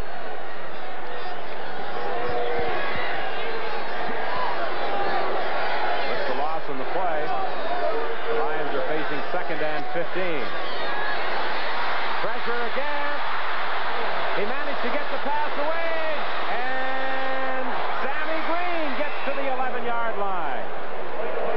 Ray Sullivan had a grip on Roy DeWalt, and with his great athletic skills, he was still unable to unload to Sammy Green. DeWalt looks to his left, and then he avoids 3 would-be tacklers there. Somebody's got a hold of his shirt, and he gets the ball up in the air to Green, and watch Green make some moves here. In and out and back and forth, and almost breaks it loose for a touchdown. Just a game-saving tackle there. We've got a 3rd down now and about 3.5. Saglia coming in. Not a bad day for Sammy Green. He's been on the receiving end of 10 throws. Lucas Saglia will attempt the field goal. It will come from 18 yards out.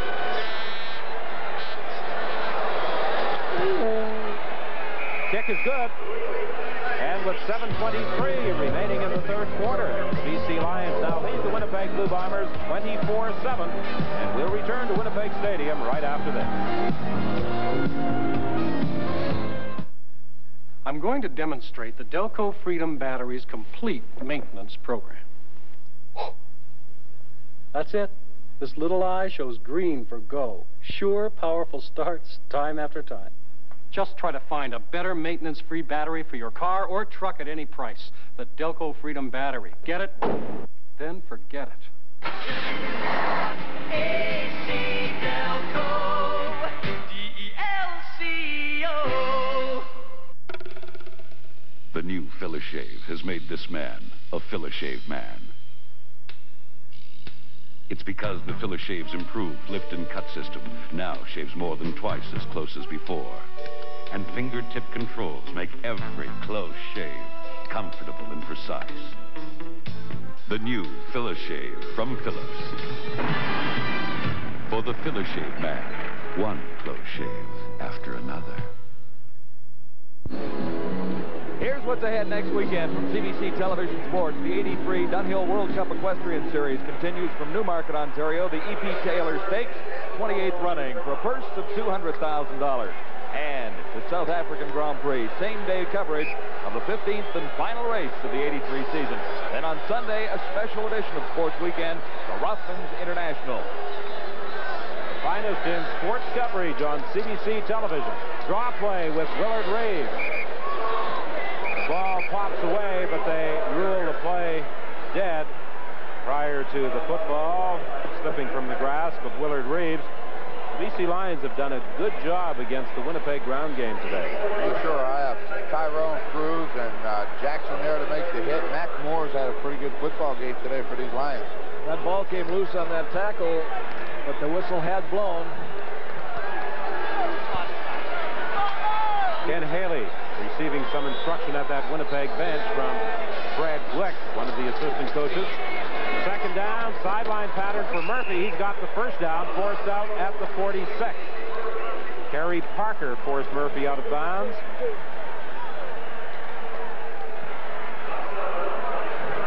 .6:27 is the time left in this 3rd quarter.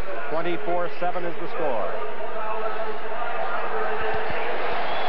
31,508, the official attendance this afternoon at Winnipeg Stadium.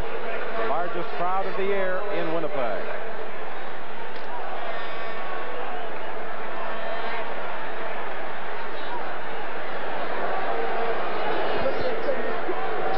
First and 10. The ball is at the 46.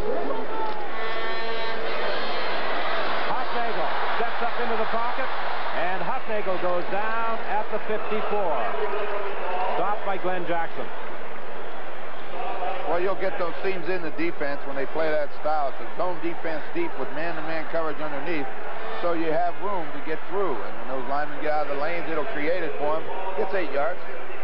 And I think that the BC defensive unit, too, Ron, they just kind of pin their ears back and come because they're not that much afraid of Hufnagel running with the football.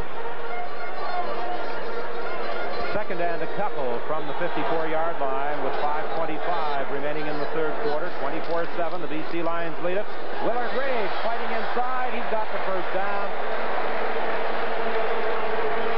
Brent Rossett makes the tackle as Reeves got to the BC 48.5. Reeves has now run for 47 yards this afternoon. He came into the ball game with 766, so he has now gone over 800 yards, and this is just his 8th game of the 1983 season.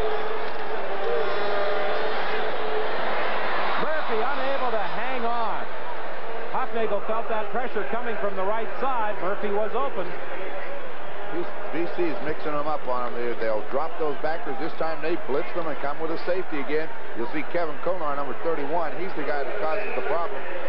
Just a little bit behind him, and he couldn't hold it. So it's 2nd and 10 Winnipeg as you see the pattern. James Murphy slipped just a little there, and that may have caused him some of his problems in trying to hang on to that football. You lose sight of the ball in the air for a second, and then you have to relocate it. This time Murphy comes up to the right. Boyd goes to the left. 2nd and 10. Throwing deep for James Murphy. Oh, he could not get it. Not a bad throw by John Hufnagel, although there was double coverage on James Murphy. That's what I was going to say. As it turned out, it was a great throw and almost a great catch. But he threw into double coverage, and when this happens, normally you get it picked off. Murphy went to the ball well. Both Crawford and Kerry Parker were back with James Murphy. So it's 3rd and 10 Winnipeg.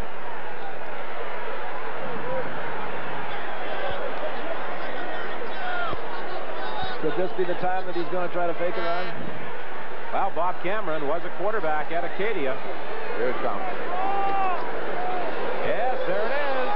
Wide open, Pat Kentner.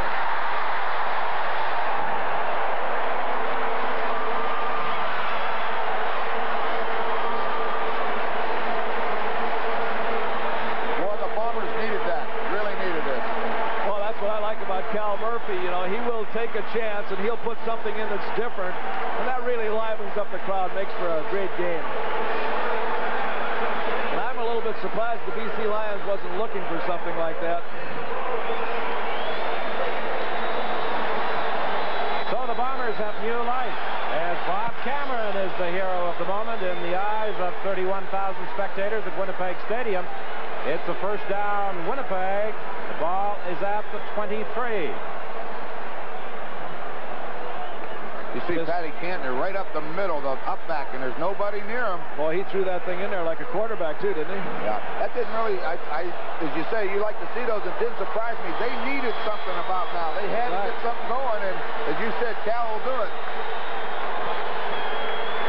3:10, the time remaining in this third quarter. Hufnagel for Poplawski. It's picked off by Kerry Parker at the 3-yard line. Well, just as quickly as the Winnipeg fans were on their feet, they are back sitting down. The second interception by Kerry Parker. Well, it looked to me like he might have called a penalty on that. Crawford is protesting here a little bit, but they're going to give it to the BC Lions.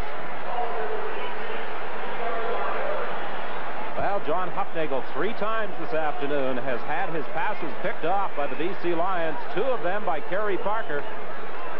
Both times when it appeared as though Winnipeg was in position to put points on the board.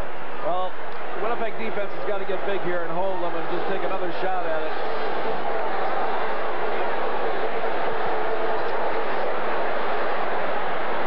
Incomplete, intended for John Pancras.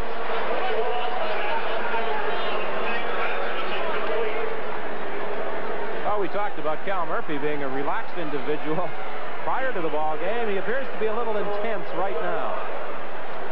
Well, in the first half, you saw the BC Lions take advantage of anything that you gave them, put points on the board. They get a big play right there from Kantner and Bob Cameron, and they don't get the points on the board, and that's the difference in the ball game. That's right, coming away with nothing. 2nd and 10 from the 3-yard line. Roy DeWolf's in trouble. He gets the pass away. Left-handed. He turned around and threw that ball left-handed. Got out to about the 12-yard line. Watch this. He just takes the ball and goes back, and the pressure comes. Now he's in trouble, and he spins, and he feels it. Look at it. Shifts the ball to the left hand and throws the left hand. Now there's an athlete for you. Roy DeWalt in the grasp there of Tyrone Jones. And I think that might be his first left-handed pass of the season. Yeah, I don't think he's going to throw too many of them. Shades of Tom Wilkinson. Tom used to do that occasionally. He sure did. One of the advantages of being ambidextrous. You ever throw a left-handed pass, man? Even when I threw him right-handed. They just look left-handed. Paul Bennett fields the punt at the 50. And he struggles to the BC 51-yard line. Dennis Jabin was there to make the tackle. There is Tom Clemens, who a week ago suffered that broken collarbone against the Hamilton Tiger Cats. There has been some speculation that he may be ready to return as early as October 23rd against the Edmonton Eskimos. Well, these games are getting bigger. You got to have that starter back, Leo. I'm sure that would make Huffnagel feel good, too, because Huffnagel is carrying the load. First and 10, Winnipeg. They are at the 51. It appeared as though Huffnagel fumbled the exchange from center John Bonk. Either that or he's running out the clock about a quarter and a half early. This is that play that they ran early in the season. There it is with Willard Reeves. On this occasion, however, it does not work as successfully as it has in the past. That was a setup, that fumble. That's the way they set that play up, but it just didn't work. You saw the BC Lions were very aware of that, and they came up immediately to the outside where they like to run the football. So the BC Lions have done their homework. Yeah, that was a great adjustment by the BC Lions. That's what they call their shoestring play. They did their homework anyway because they were right up where he wanted to go. I think that was a little bit too much telegraph, though, because it just looked like he was running off the clock the way he fell down, and they saw it, too.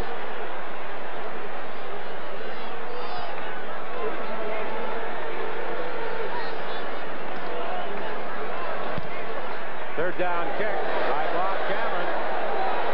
It sails into the end zone and then bounces back towards the line of scrimmage, and that's a no-yards call against the Winnipeg Blue Bombers as Scott Flagel was in too close. An alert defensive play by the BC Lions.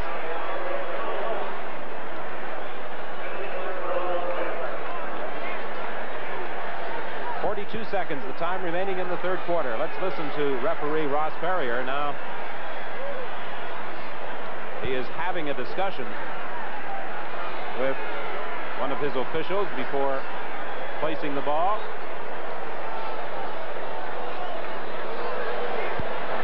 No yards. Winnipeg, number 83, declined 1 point. The decision by the BC Lions to decline the penalty and give up the single point. The reason for that, obviously, to gain field position. That's a good call. That's a good decision.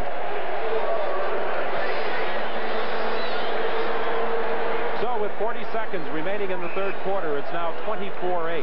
The BC Lions in front.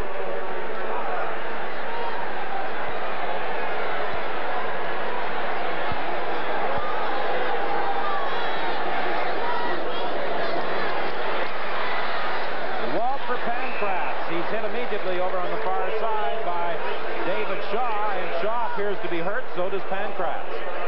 You could almost see that coming.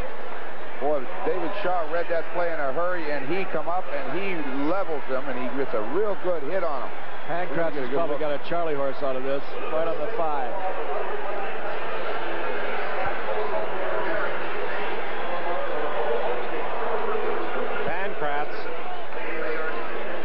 To be favoring the leg. Well, it appears as though David Shaw, and sticking his head in there to make the tackle, may have a head injury.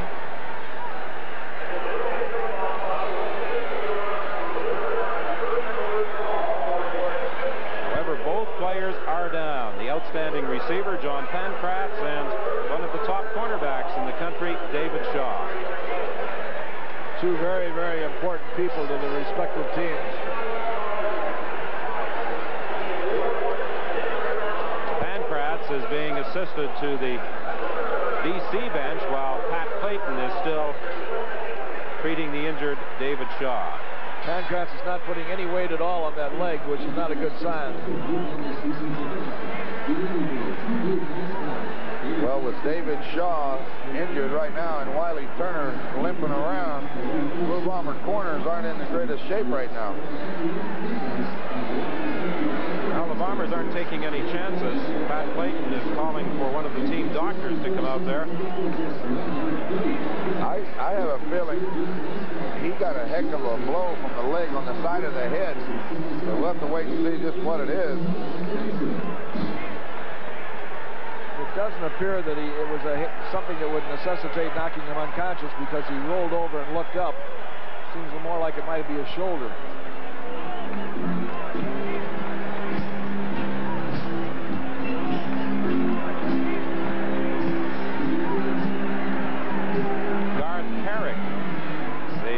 Doctor who is out there at the request of Pat Clayton. And you see at the BC bench John Pancratz trying to walk off whatever problems he incurred on that hit.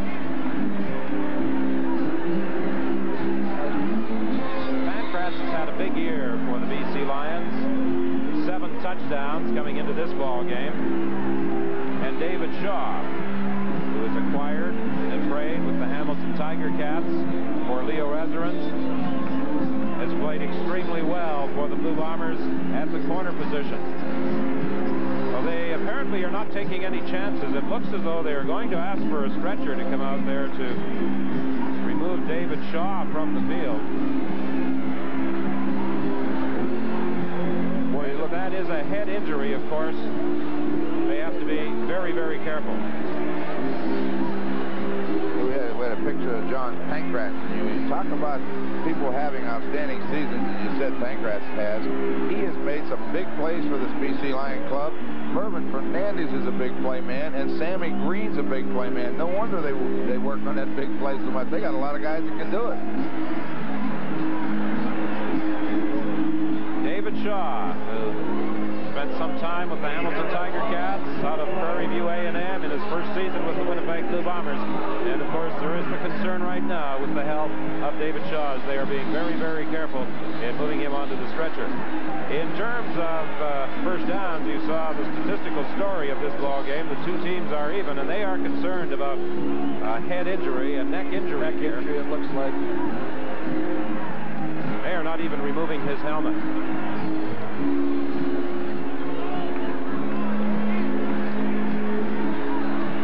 Like to see an athlete injured at any time, but there is always concern whenever they are working with the neck area. Well, there's one good sign that you see here.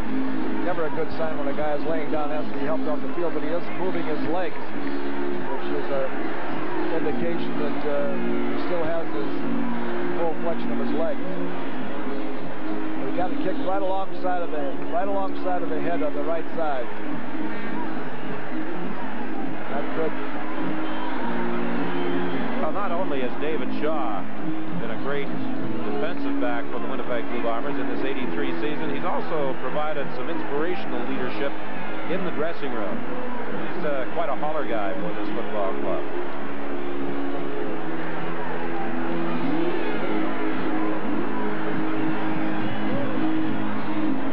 They are keeping him very, very still. They are very, very careful about moving David Shaw off this playing field.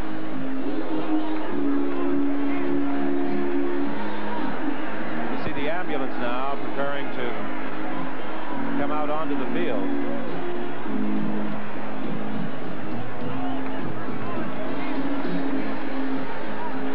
He appears to be in a lot of pain over there. I know that there's a lot of concern probably by people watching this, but he is moving his legs, which is a good sign.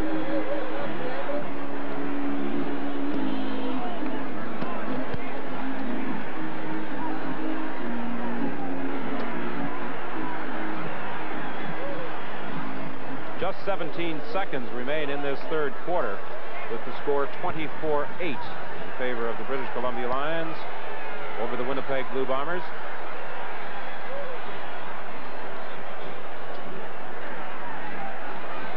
Donnie Matthews is out there from the BC Lions, wishing Shaw his best, giving him a little bit of encouragement.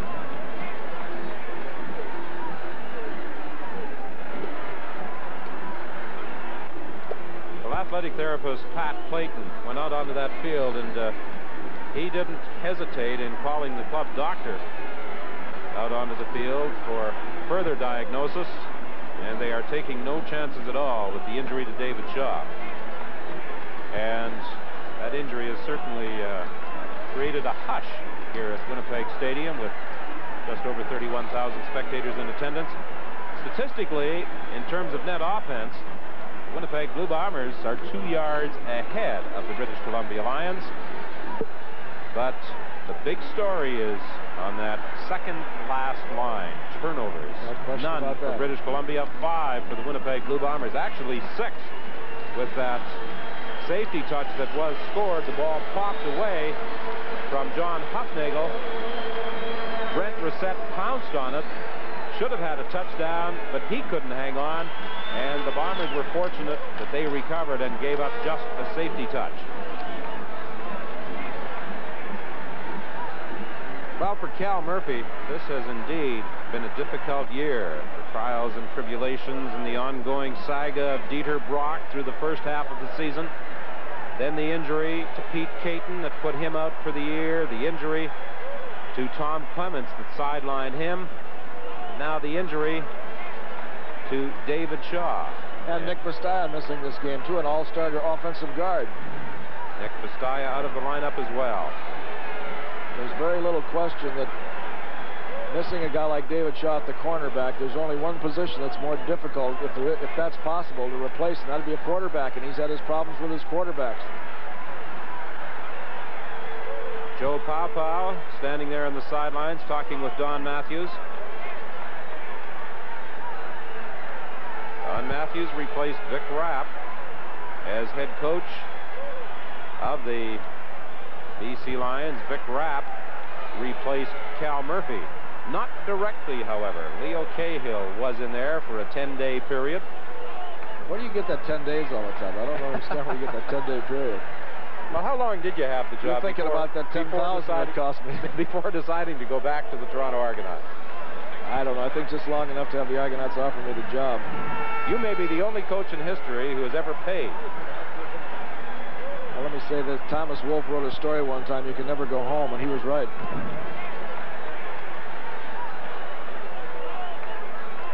Well, the longer they hesitate in making any movement at all with David Shaw,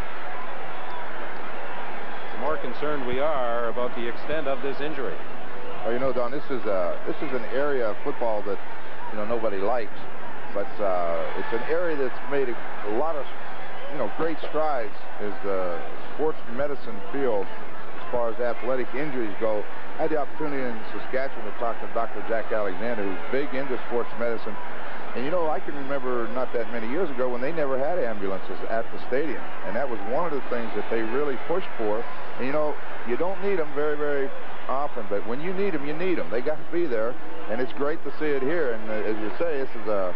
Both teams are concerned about this type of an injury. Everybody is. You know, it's just something you don't like to see happen. Well, John Pankratz, who was hit by David Shaw, is also over there. He, fortunately for Pankratz, is up and walking around, but it appeared as though Pankratz's knee may have hit Shaw as he came in to make the tackle. Well, there's a great competition between teams.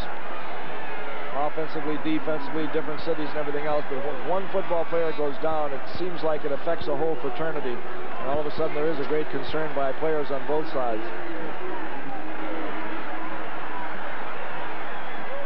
Riley Turner, number 28, has been playing the ball game, as we said at the start, with that injured leg.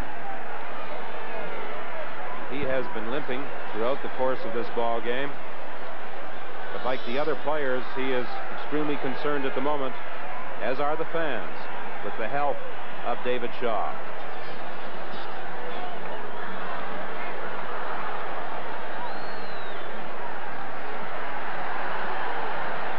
Referee Ross Perrier has gone over to talk to the official timekeeper with 17 seconds remaining in this third quarter. The BC Lions in front, 24-8.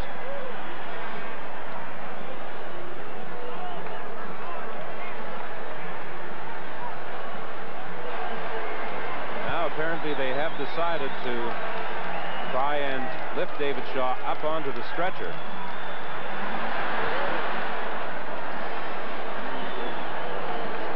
The longer they wait, of course,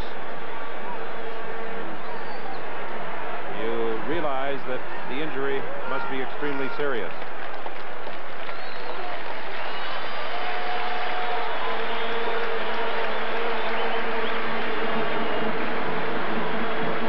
Fine round of applause for a very deserving athlete here at Winnipeg Stadium.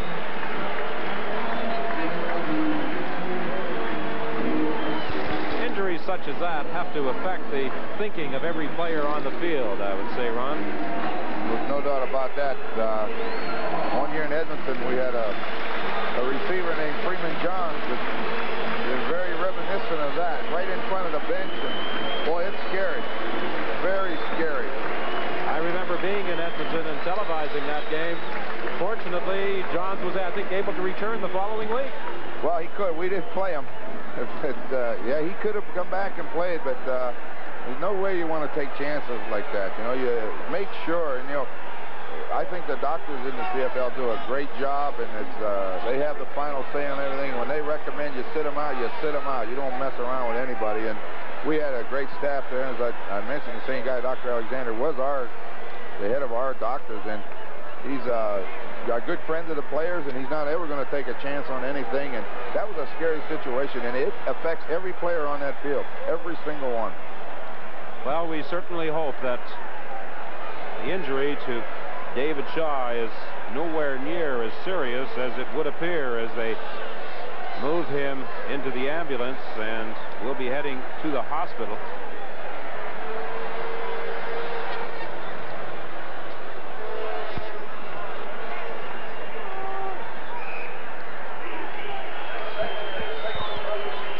So as we get set to resume play here at Winnipeg Stadium, it is 2nd and 6, and the ball is at the 39. Scott Flagel is in place of the injured David Shaw. Penalty flag goes down as DeWalt escapes the pressure, should have the first down out to the 46-yard line. There is a penalty flag back at the line of scrimmage. The initial indication is that it will go against the BC Lions, and Roy DeWalt appears to be hurt. That is the end of the third quarter. We'll return right after this.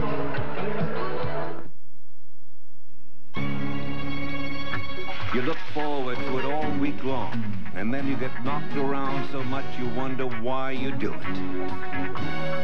But right from the first time you played, you knew you'd found your game. And right from the first time you tried OV, we'll bet you'd found your beer. That's why you just say OV for that great tasting beer. OV, OV, oh yeah, you just say OV. How do? I'm Carol. Carol Channing? Yeah, you know me on stage as Dolly or Lorelei Lee, but when I'm on television, you see me at my best on a Sanyo Spectra TV. Such a sharp picture, such gorgeous color. Sanyo makes even me look good, which is something. In fact, if you'd ask me or Dolly or Lorelei, we'd all say that Sanyo is a star's best friend. Well, the ambulance with the injured David Shaw leaving the stadium now, and on the playing field, the BC Lions are concerned with Roy DeWalt. On successive plays now, Pancratz, Shaw, and DeWalt have been hurt. Joe Paupau, who has seen action almost exclusively in a backup capacity this year, is going to be called into the ball game, and it appears as though DeWalt has injured the knee. Well, you're gonna see him be tackled from the rear here, and the helmet comes right out behind the left knee and rolls over it, and that's where he was injured, on the left knee. although he's limping on the right knee. You know, Leo, you were right a minute ago when you said John Pankratz had a Charlie horse. We had a shot of him earlier right there on the bench with the ice high up on the thigh, and that's Charlie horse territory. Well, under normal circumstances, that would have been the end of the third quarter, but because there was a penalty and it went against the BC Lions, there will be one more play. Unless, of course, there is another penalty. That's right. 2nd and 16 as the Lions are backed up to their 29.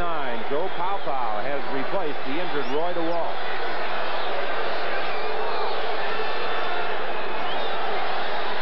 Paopao is dropped for a loss back at the 19 by Vernon Paul. There are no flags, and that is the end of the third quarter. Well, the Winnipeg Blue Bombers need to start making things happen. New quarterback, blitz them right away. Vernon Paul comes clean right up the middle. Paopau's got nowhere to run. Boy, they better blitz him, too, because they've got... You're going to see it again as Paul goes through clean. Nobody even laid a glove on him. Goes in and makes the tackle unattended. But they've got Wilson, a safety man, playing one corner, and they've got Wiley Turner, much injured and limping, playing the other corner, so they better blitz to take the pressure off that secondary. Vernon Paul having quite a season after graduating from the University of Prince Edward Island, getting a chance to play regularly with the Blue Bombers this year, and that's a good sign. DeWalt up and walking at that BC Lion bench. There's the man we were talking about, Vernon Paul, out of the University of Prince Edward Island.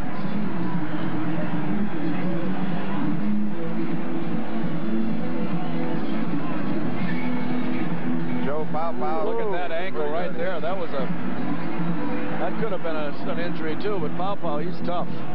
Well, we've got viewers looking in across the country this afternoon and in the United States on ESPN. And Bill Polian, who's the director of player personnel for the Bombers, had a number of phone calls from people in Cornwall, New York, who were interested in the fortunes of the Blue Bombers. So he wanted to say hello to all his friends and relatives back there.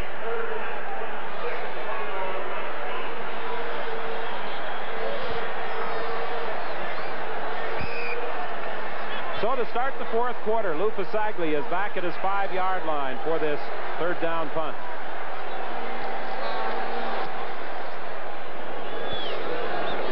Paul Bennett back at his own 40.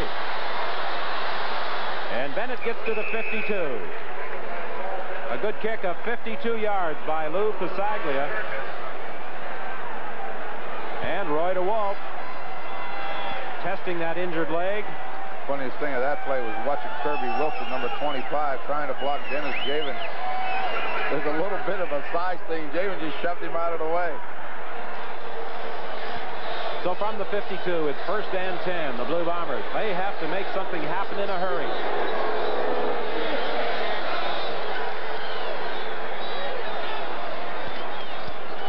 Draw play with Willard Reed.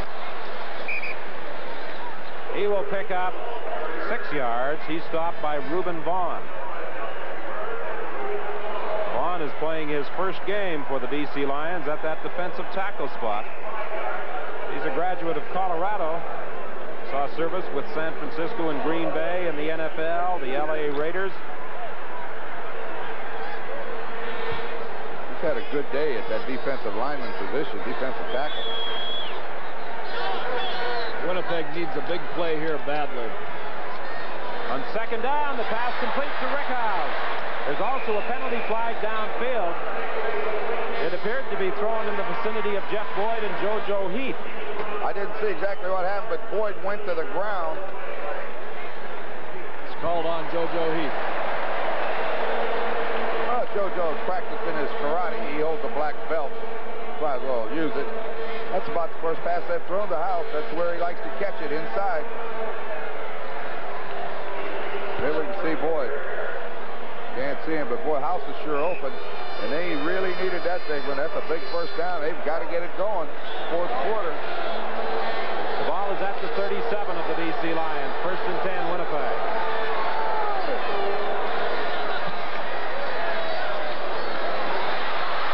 Hufnagel dumps it off to Willard Reed. He is stopped at the 32.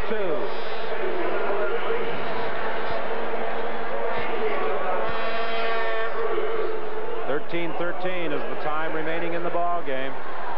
That will be a pickup of 5 yards. It will be 2nd and 5. Well, Don, they got to definitely at this stage of the game be in 3-down territory. If they don't make the first down, they've got to go get it on 3rd down. It's at that stage, it's time. Huffnagel is a very determined, very slow-style quarterback coming out of the huddle. It almost gives you the illusion that they're not going anyplace, as opposed to a Clemens or someone like that.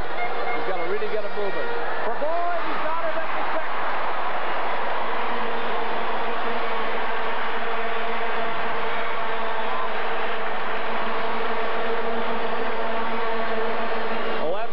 Play that they were talking about. Huffnagel went down. Watch Boyd position his body in between he and the defender and just take the position away from that defender right there and catch the football on the 7-yard line. And that's the big play that they've been looking for.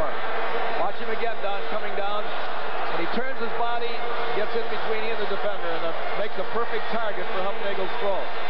Winnipeg 1st and goal. The ball is at the 7-yard line.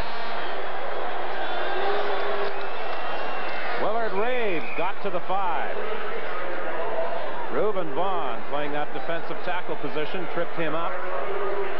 It will be 2nd and goal now from the 5. 11:52 is the time remaining. It's a 24-8 ball game.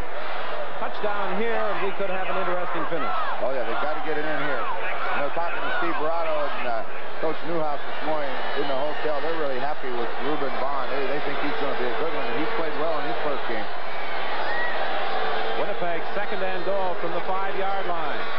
Into the end zone, James Murphy tipped away. Good defensive play by Kerry Parker. Twice now, Parker has come up with interceptions. One in the end zone, another on the 3-yard line. And he could be our Carling O'Keefe outstanding defensive player. Well, that was a great defensive play right there, and he certainly should get a lot of consideration for the way he's played all afternoon. When you play this style of defense, as soon as that receiver looks for the football, the defender turns around to play it. And that's excellent defense because he read the defender and read him like a book. Well, what about the possibilities of a fake on this field goal attempt? You never know. Now Trevor Kennard puts it through.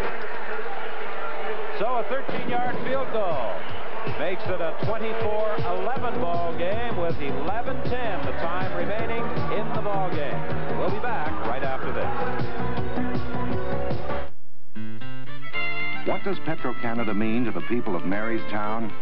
It's 250 jobs building Petro-Canada supply ships at the shipyard and more. More business for Max's Dry Cleaning, Clyde's Barber Shop, Eric and Margaret's General Store. More business all around. And every time you buy gasoline at a Petro-Canada station, you're pumping business into communities like Marystown all across Canada. Petro-Canada, it's ours. When Apple invented the personal computer, we were all alone in the world. But soon it seemed that everybody was trying to build a better Apple. Well, somebody finally did. Lisa from Apple. So advanced it puts us right back where we started. Alone again. Soon there'll be just two kinds of people. Those who use computers and those who use apples. Well, we've talked about turnovers hurting the Winnipeg Blue Bombers in this ball game, but let's not take anything away from that BC defensive unit. They have come up with some big plays in their own zone. They have 3 times now held Winnipeg when it appears as though the Bombers were going to move in for points. That's the name of the game. You create the turnovers with that defense, and BC has done it. How about that stat on DeWalt, 20 for 26? And Roy DeWalt is back in at quarterback. Looking over the middle, the intended receiver was Sammy Green, incomplete. Those kind of stats, Leo, 20 for 26, no interceptions, will win you a lot of football games. He looks like he's limping a little bit, though, and I'm surprised that they take a chance on putting him back in there. Pawpaw is relatively well. Early in the season, Donnie Matthews said that he wouldn't ever be worried about alternating quarterbacks at any time. We'll have to watch the wall a little bit more and see if he still shows some indication of a limp. 2nd and 10 from the 35. DeWalt gets back, he gets set up, and he's going to be caught. Tony Norman dropped him back at the 22. Well, that's another big play that Winnipeg needed. Cal Murphy went for the 3 points down at the other good football player, Leo. He sure is.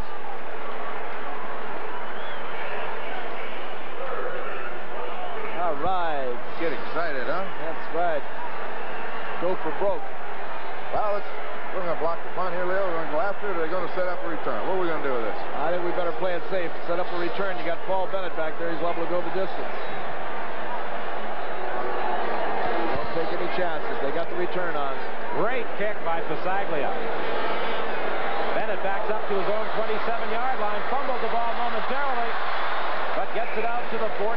A 61-yard kick by Pasaglia, and for Paul Bennett, a return of 16 yards, and it will be 1st and 10 Winnipeg at the 42 when we return. Hey, Canada. Welcome to Miller time. Now through here, it's yours and mine. Bring your thirsty self right here. You've got the time, we've got the beer for what you have in mind. Welcome to Miller time, yours and mine. Miller High Life, now available at regular beer prices. Canada, welcome to Miller time. Welcome to Timex Quartz. Incredible technology.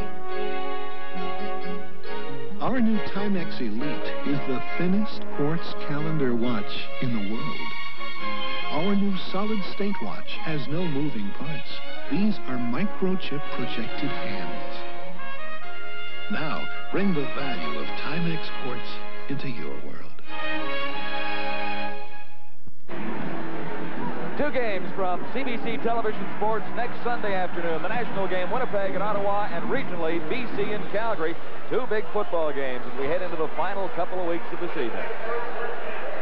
Well, Don Matthews, the head coach of the BC Lions, hoping right now that his defensive crew can stop the Blue Bombers. They are 1st and 10 from their own 42. Don, if there's any place that the BC Lions have improved themselves over the last couple of years, it's on defense. And if Winnipeg gets it, they're going to earn it. Throwing on the sidelines, intended for James Murphy, incomplete. Did you see who was back there on Huffnagel again? Number 79. Yeah, there's not much doubt Reuben Vaughn has made an impressive debut at that defensive tackle position. You know, a school that has contributed a large number of players to the Canadian Football League is Simon Fraser University. And on Sunday, October 23rd at 1:30 in the Evergreen Conference, the Klansmen will take on Western Oregon State College. They have contributed to this league. Here they come. In the blitz, the pass to House too far. Well, you saw Nelson Martin covering Rick House, second receiver, and Melvin Bird on the blitz. 9:18 is the time remaining. It's 24-11. BC leading Winnipeg.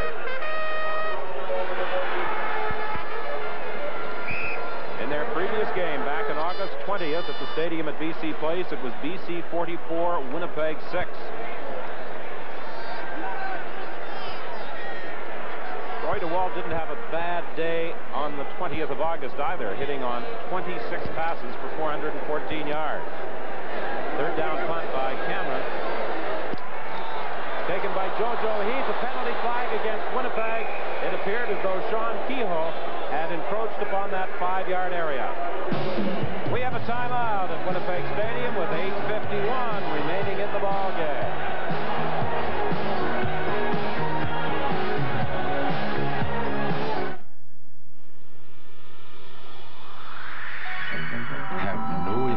About the shape of things to come.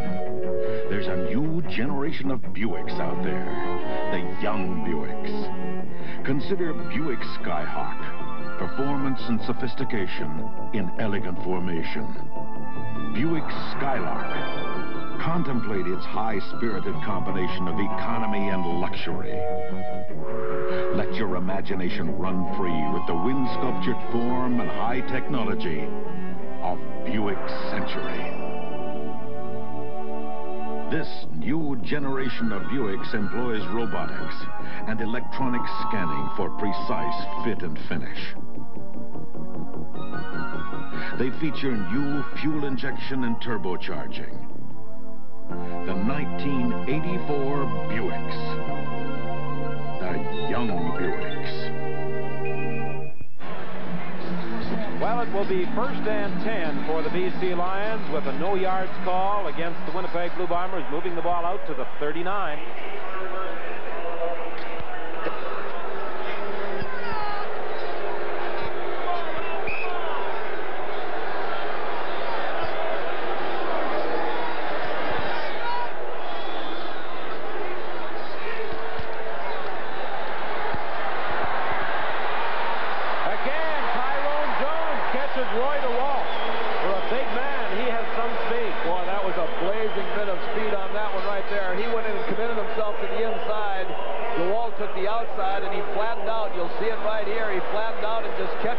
Pursuit pattern where he's inside and then flattens out. Watch that.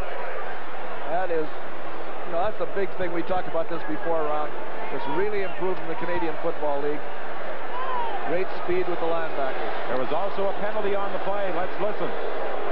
Holding, Winnipeg number 27. Holding on Paul Bennett. So that negates another big play by Tyrone Jones. I think he's had 3 or 4 quarterback sacks this afternoon. They can't put too much pressure on those cornerbacks. They've got to go after him. They're going after him almost every time now. Fernandez has got it. That's what I'm talking about. Finally forced out of bounds down at the 13, but the official ruled that he had stepped out at the 27. A well-thrown football, sprints to his left. Fernandez gives an inside move, turns back outside, and the ball's right where it should be. Great throw, great catch. Kirby Wilson playing out of position on the cornerback. There you see him go inside and break away. Boy, that's good pattern, well executed.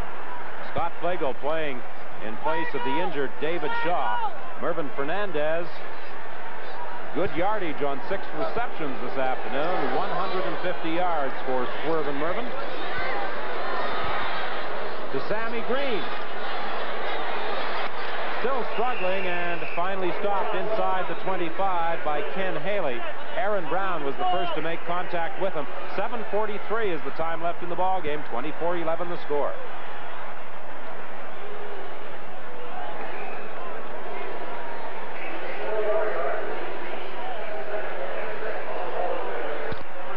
Same pattern they've been throwing the whole game. Just bring him underneath those linebackers and let him run. Well, I'm just keep looking out there. Wiley Turner limping on the outside. That's the 11th catch for Sammy Green. The CFL record in one game, of course, is 16. DeWalt is going to try and run this one. He's caught from behind by Tyrone Jones. Loose ball. Winnipeg appears to have it. Or do they? Yes, they do. They needed that one.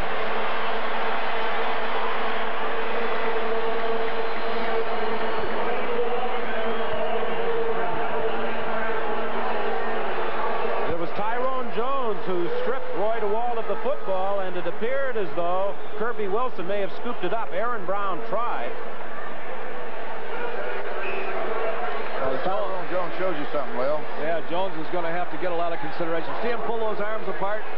Good, smart move at this play. And if Vancouver would have got down there then and scored a touchdown, they would have probably put it out of sight. So Winnipeg is still in the ball game. 6:51 the time left. The ball is at the 24. 1st and 10 Winnipeg. Hufnagel with time over the middle to Willard Reed. First down at the 40. Set that up real well. Stood back there and looked out here like he was going to throw it deep. Watch him. He looks downfield and really looks around, and Reeves just sneaks out of there. There he is. Wide open. Those linebackers, when you take that much time, they'll get 15, 20 yards deep, and then you can throw under them. Both offensive lines this afternoon have done a pretty good job, and they certainly don't get much consideration or much mention. Only hear about them when they make a mistake. Erdman is in. House is out. Hufnagel is going to try and run this one, and he is out to the 48. Stopped by Kevin Konar. Almost appeared as though Hufnagel's intentions from the snap of the ball were to run that way. I think he was going to throw the quick out pattern, and they had it covered very well. They got 2 men out there. Most of the time he's thrown that today, they've only had 1 guy, so he rolled out and read 1 person. But when you have 2, he just kept right on rolling. Time is becoming very much of a factor. 5:37 as Winnipeg faces 2nd and 2. Rick House has it for the first down. He gets to the 52 of the Lions, stopped by Brent Brissett. This is where the quarterback has to tell the team, let's get in the huddle now. Let me get this play called. Retain your poise. Get up there and get ready to go. Just a little quick. Rick House just goes down. He's going to run an out. He's covered. He just hooks it up in the open spot and bang, hit him. Andre Jones has replaced Larry Crawford in that defensive backfield for the Lions. Hufnagel sidelines Rick House. Got the foot down for the completion. He sure did. You see him. He slammed that foot down and just got it in. Watch Rick House get that foot down inbounds. Right there. 1 foot's all you need. He's about a yard short of a first down. Take that ball in there on a play action to Reeves. Go for the home run. Still got a chance to get it on 3rd down. It's about time for that, Leo. You've got to make something happen. Hufnagel is 17 for 29 and passing the ball. That's it. Throwing deep for Boyd. Touchdown! All right, Leo.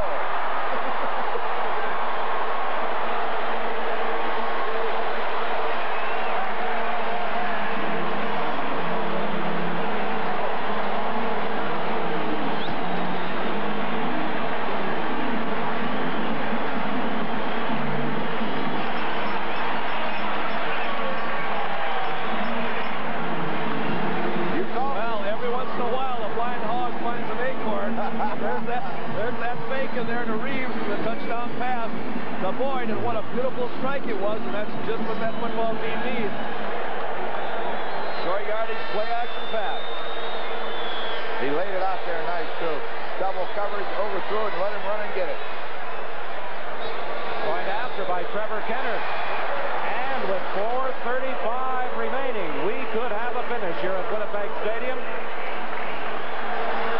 Watch that Winnipeg defense now go for broke. Here comes Boyd down the field, makes a little move in there toward the post and just outruns JoJo Heath. The ball is right on the money.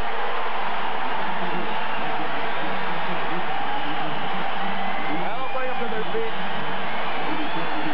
Now these Winnipeg fans are giving the Blue Bombers quite an ovation as we take one more look at that touchdown throw. That play action that Leo Cahill called.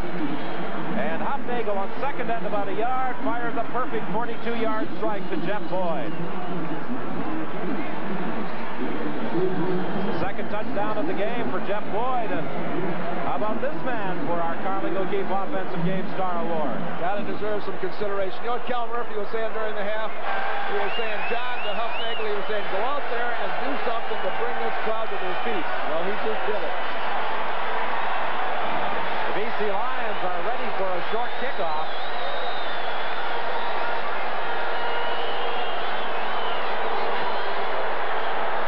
Kennard boots it deep.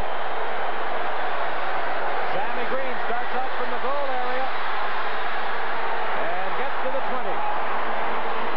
I'll tell you, I don't know why they were waiting on a short kick. Not 4:30 remaining. Put that ball deep and do just what you did. You got them down in their own zone deep. Get that ball back, and you're in business. Oh, a short kick there would have been disastrous. You know, we talked about turnovers and how they hurt Winnipeg. That was the first BC turnover of the ball game when Jones stripped the wall of the football, and Winnipeg converted it into a touchdown. Well, that's the name of the game, as Leo said many times. You got to take advantage of it. I'll tell you, this crowd is noisy now.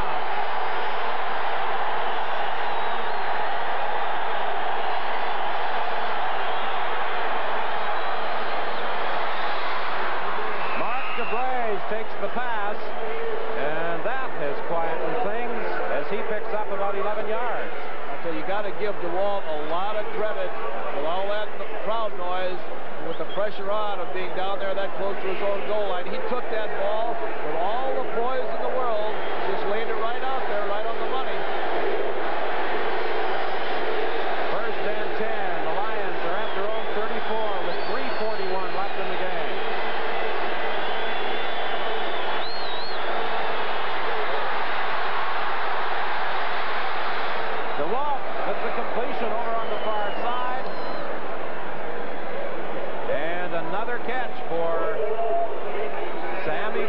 as he's caught by Kirby Wilson. Well, this is going to end up being a stem winder.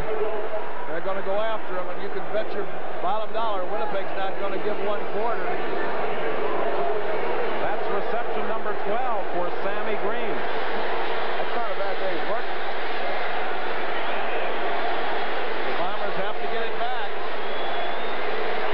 And Roy DeWalt saying, just relax, take your time, keep your poise, we'll move this ball down the field. Sammy Green came into this game as the number 3 receiver in the West. He's now number 2. Larry Jones gets the first down. He's up to the 45. Stopped there by John Pointer. 3:05 is the time left in the ball game. Well, this crowd has been noisy, but the BC Lions have done a lot to silence them in the last minute. They have it first and 10 at the 45 with 3:02 remaining in the ball game. It's 24-18, the Lions leading. Hey, Canada. Welcome to Miller time. Now brewed here, it's yours and mine. Bring your thirsty self right here. You've got the time, we've got the beer for what you have in mind. Canada, welcome to Miller time, yours and mine. Miller Highlights, now available at regular beer prices.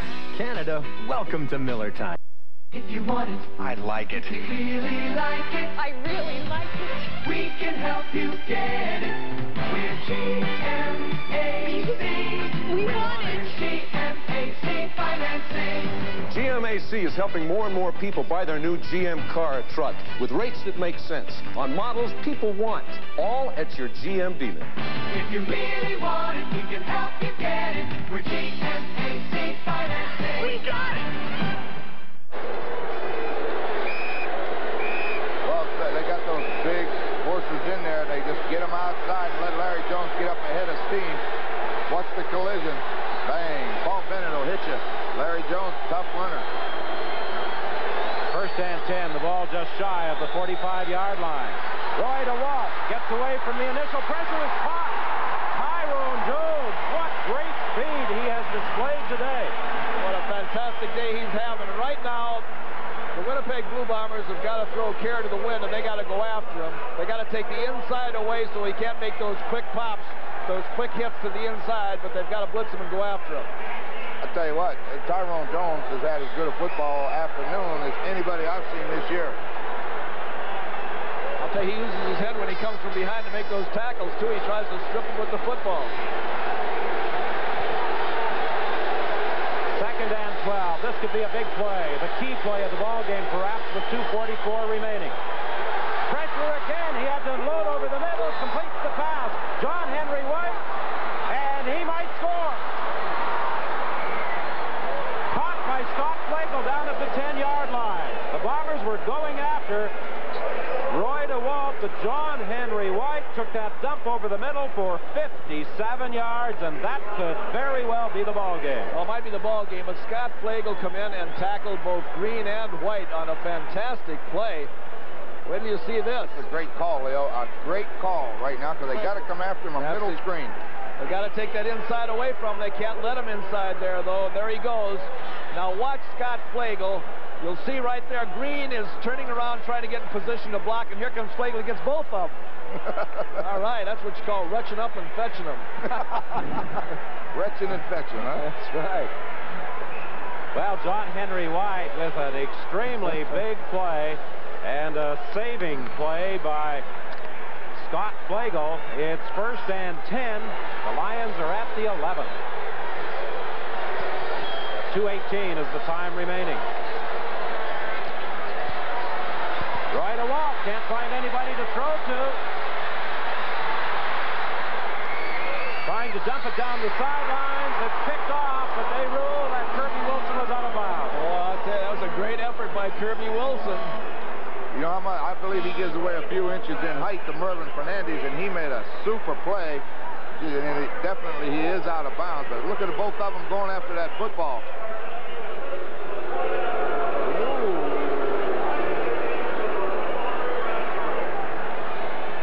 Herbie Wilson has been moved to that corner position with the injury to David Shaw. Boy, he's done everything they've asked him to do because he's playing out of position and he's covering some real good receivers. 2:06 is the time left. It's 2nd and 10 from the 11.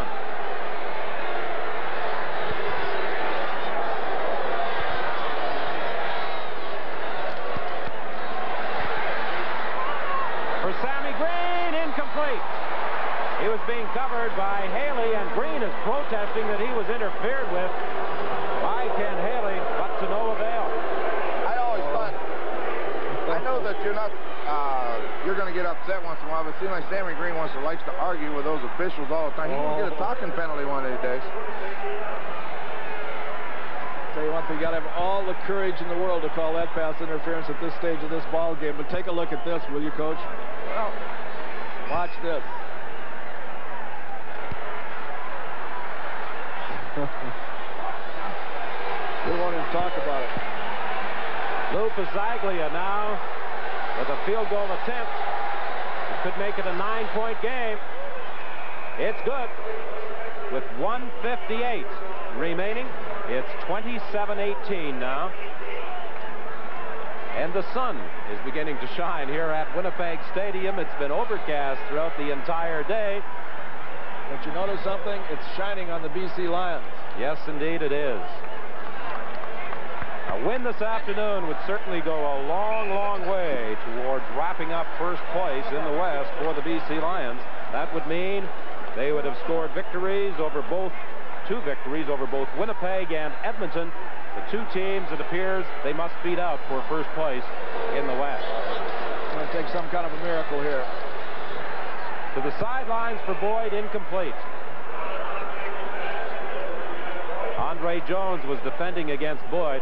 Well, the play that certainly may have been the big play of this ball game on the 2nd and 12, where Roy DeWalt dumped it off to John Henry White for 57 yards.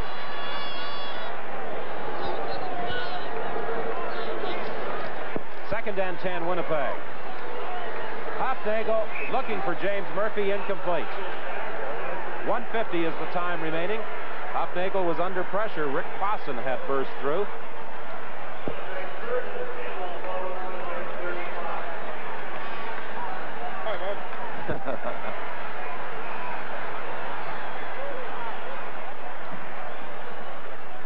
Well, BC has dispelled a lot of those folklore rumors that were so prevalent about them over the years, that when the going got tough that they were going to fold. They've come back time and time again this year to retain first place, and today that was a big play that got them down there and got that field goal that pretty well iced this ball game. Well, it's 3rd and 10. This is the ball game here. Incomplete, intended for Rick House, and the BC Lions will take over. So 1:44 is the time remaining in the ball game, and the BC Lions now should be able to put this one away and improve their record to 9-3. Well, neither team has to hang their head. It was a hard-fought game, but as we pointed out early in the ball game, that second-last line down that you were talking about in the statistics, at one time 5 turnovers to none. You just can't do that and expect to win a football game, especially one with two good teams playing like this afternoon. Well, the BC Lions would now have a 2-point advantage over Winnipeg. They also will have a game in hand on the Blue Bombers. The Lions have 2 games on the road against Calgary and Saskatchewan. They have 2 at home. Ottawa and Hamilton will be their opponents. Donnie Taylor is in, and he gets down to the 26-yard line. Stopped there by Ken Haley. 1:41 now, the time remaining. Well, Donnie Taylor is good insurance to have on the bench, too. I know that the Edmonton Eskimos would have loved to have him on the bench yesterday when they had all those backs injured and had to go in there with just 2 running backs, which was a great imposition against that great Argo football team. 2nd and 1. Donnie Taylor again. He'll get the first down. That takes the clock down to 1 minute and 20 seconds. 27-18. British Columbia Lions heading for their 9th victory and a stranglehold on first place in the Western Conference. And, of course, that all-important bye into the Western Final. We got to mention Al Wilson at center and Glenn Leonard and Warner Miles at the guards and Don Swafford and John Blaine at the tackles for the BC Lions. They've done a real job out there this afternoon. They go inside with Larry Jones to the 20-yard line. Well, this afternoon's Thanksgiving Day feature on the CBC with our executive producer, Bob Moyer, our producer, Hugh Carruthers, our director, Larry Brown, our isolated director, Brant Haywood, and the other people who make coverage of the Canadian Football League on CBC television possible. Special thanks to our Winnipeg mobile crew. Second and about 8, 41 seconds left in the game. Don Taylor is inside the 20-yard line.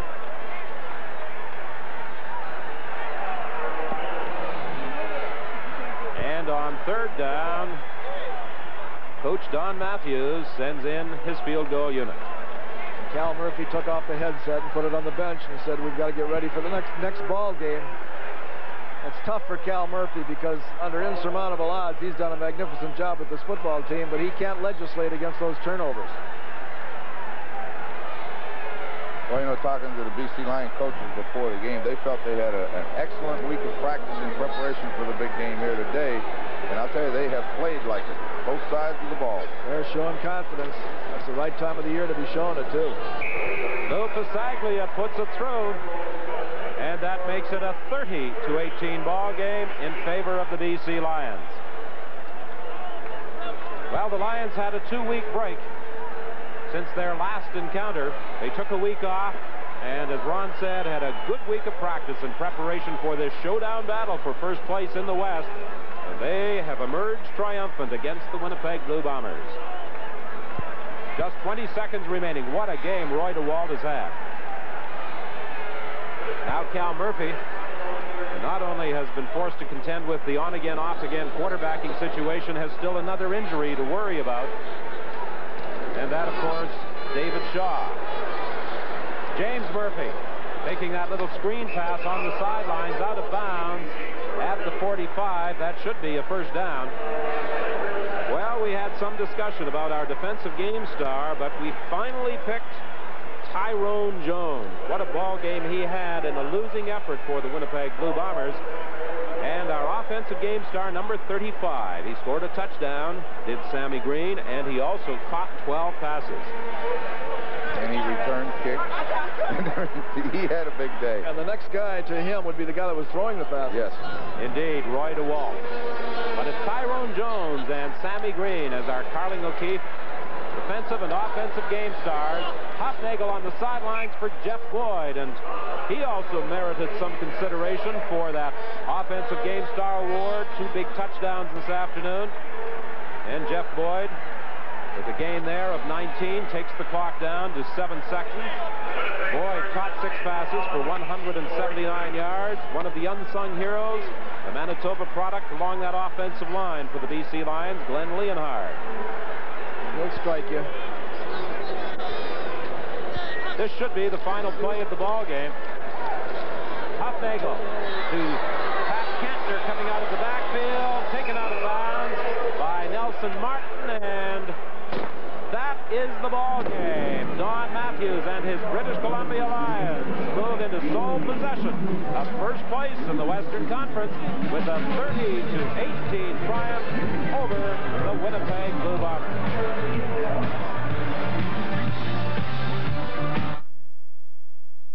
Hey, Canada! Welcome to Miller Time!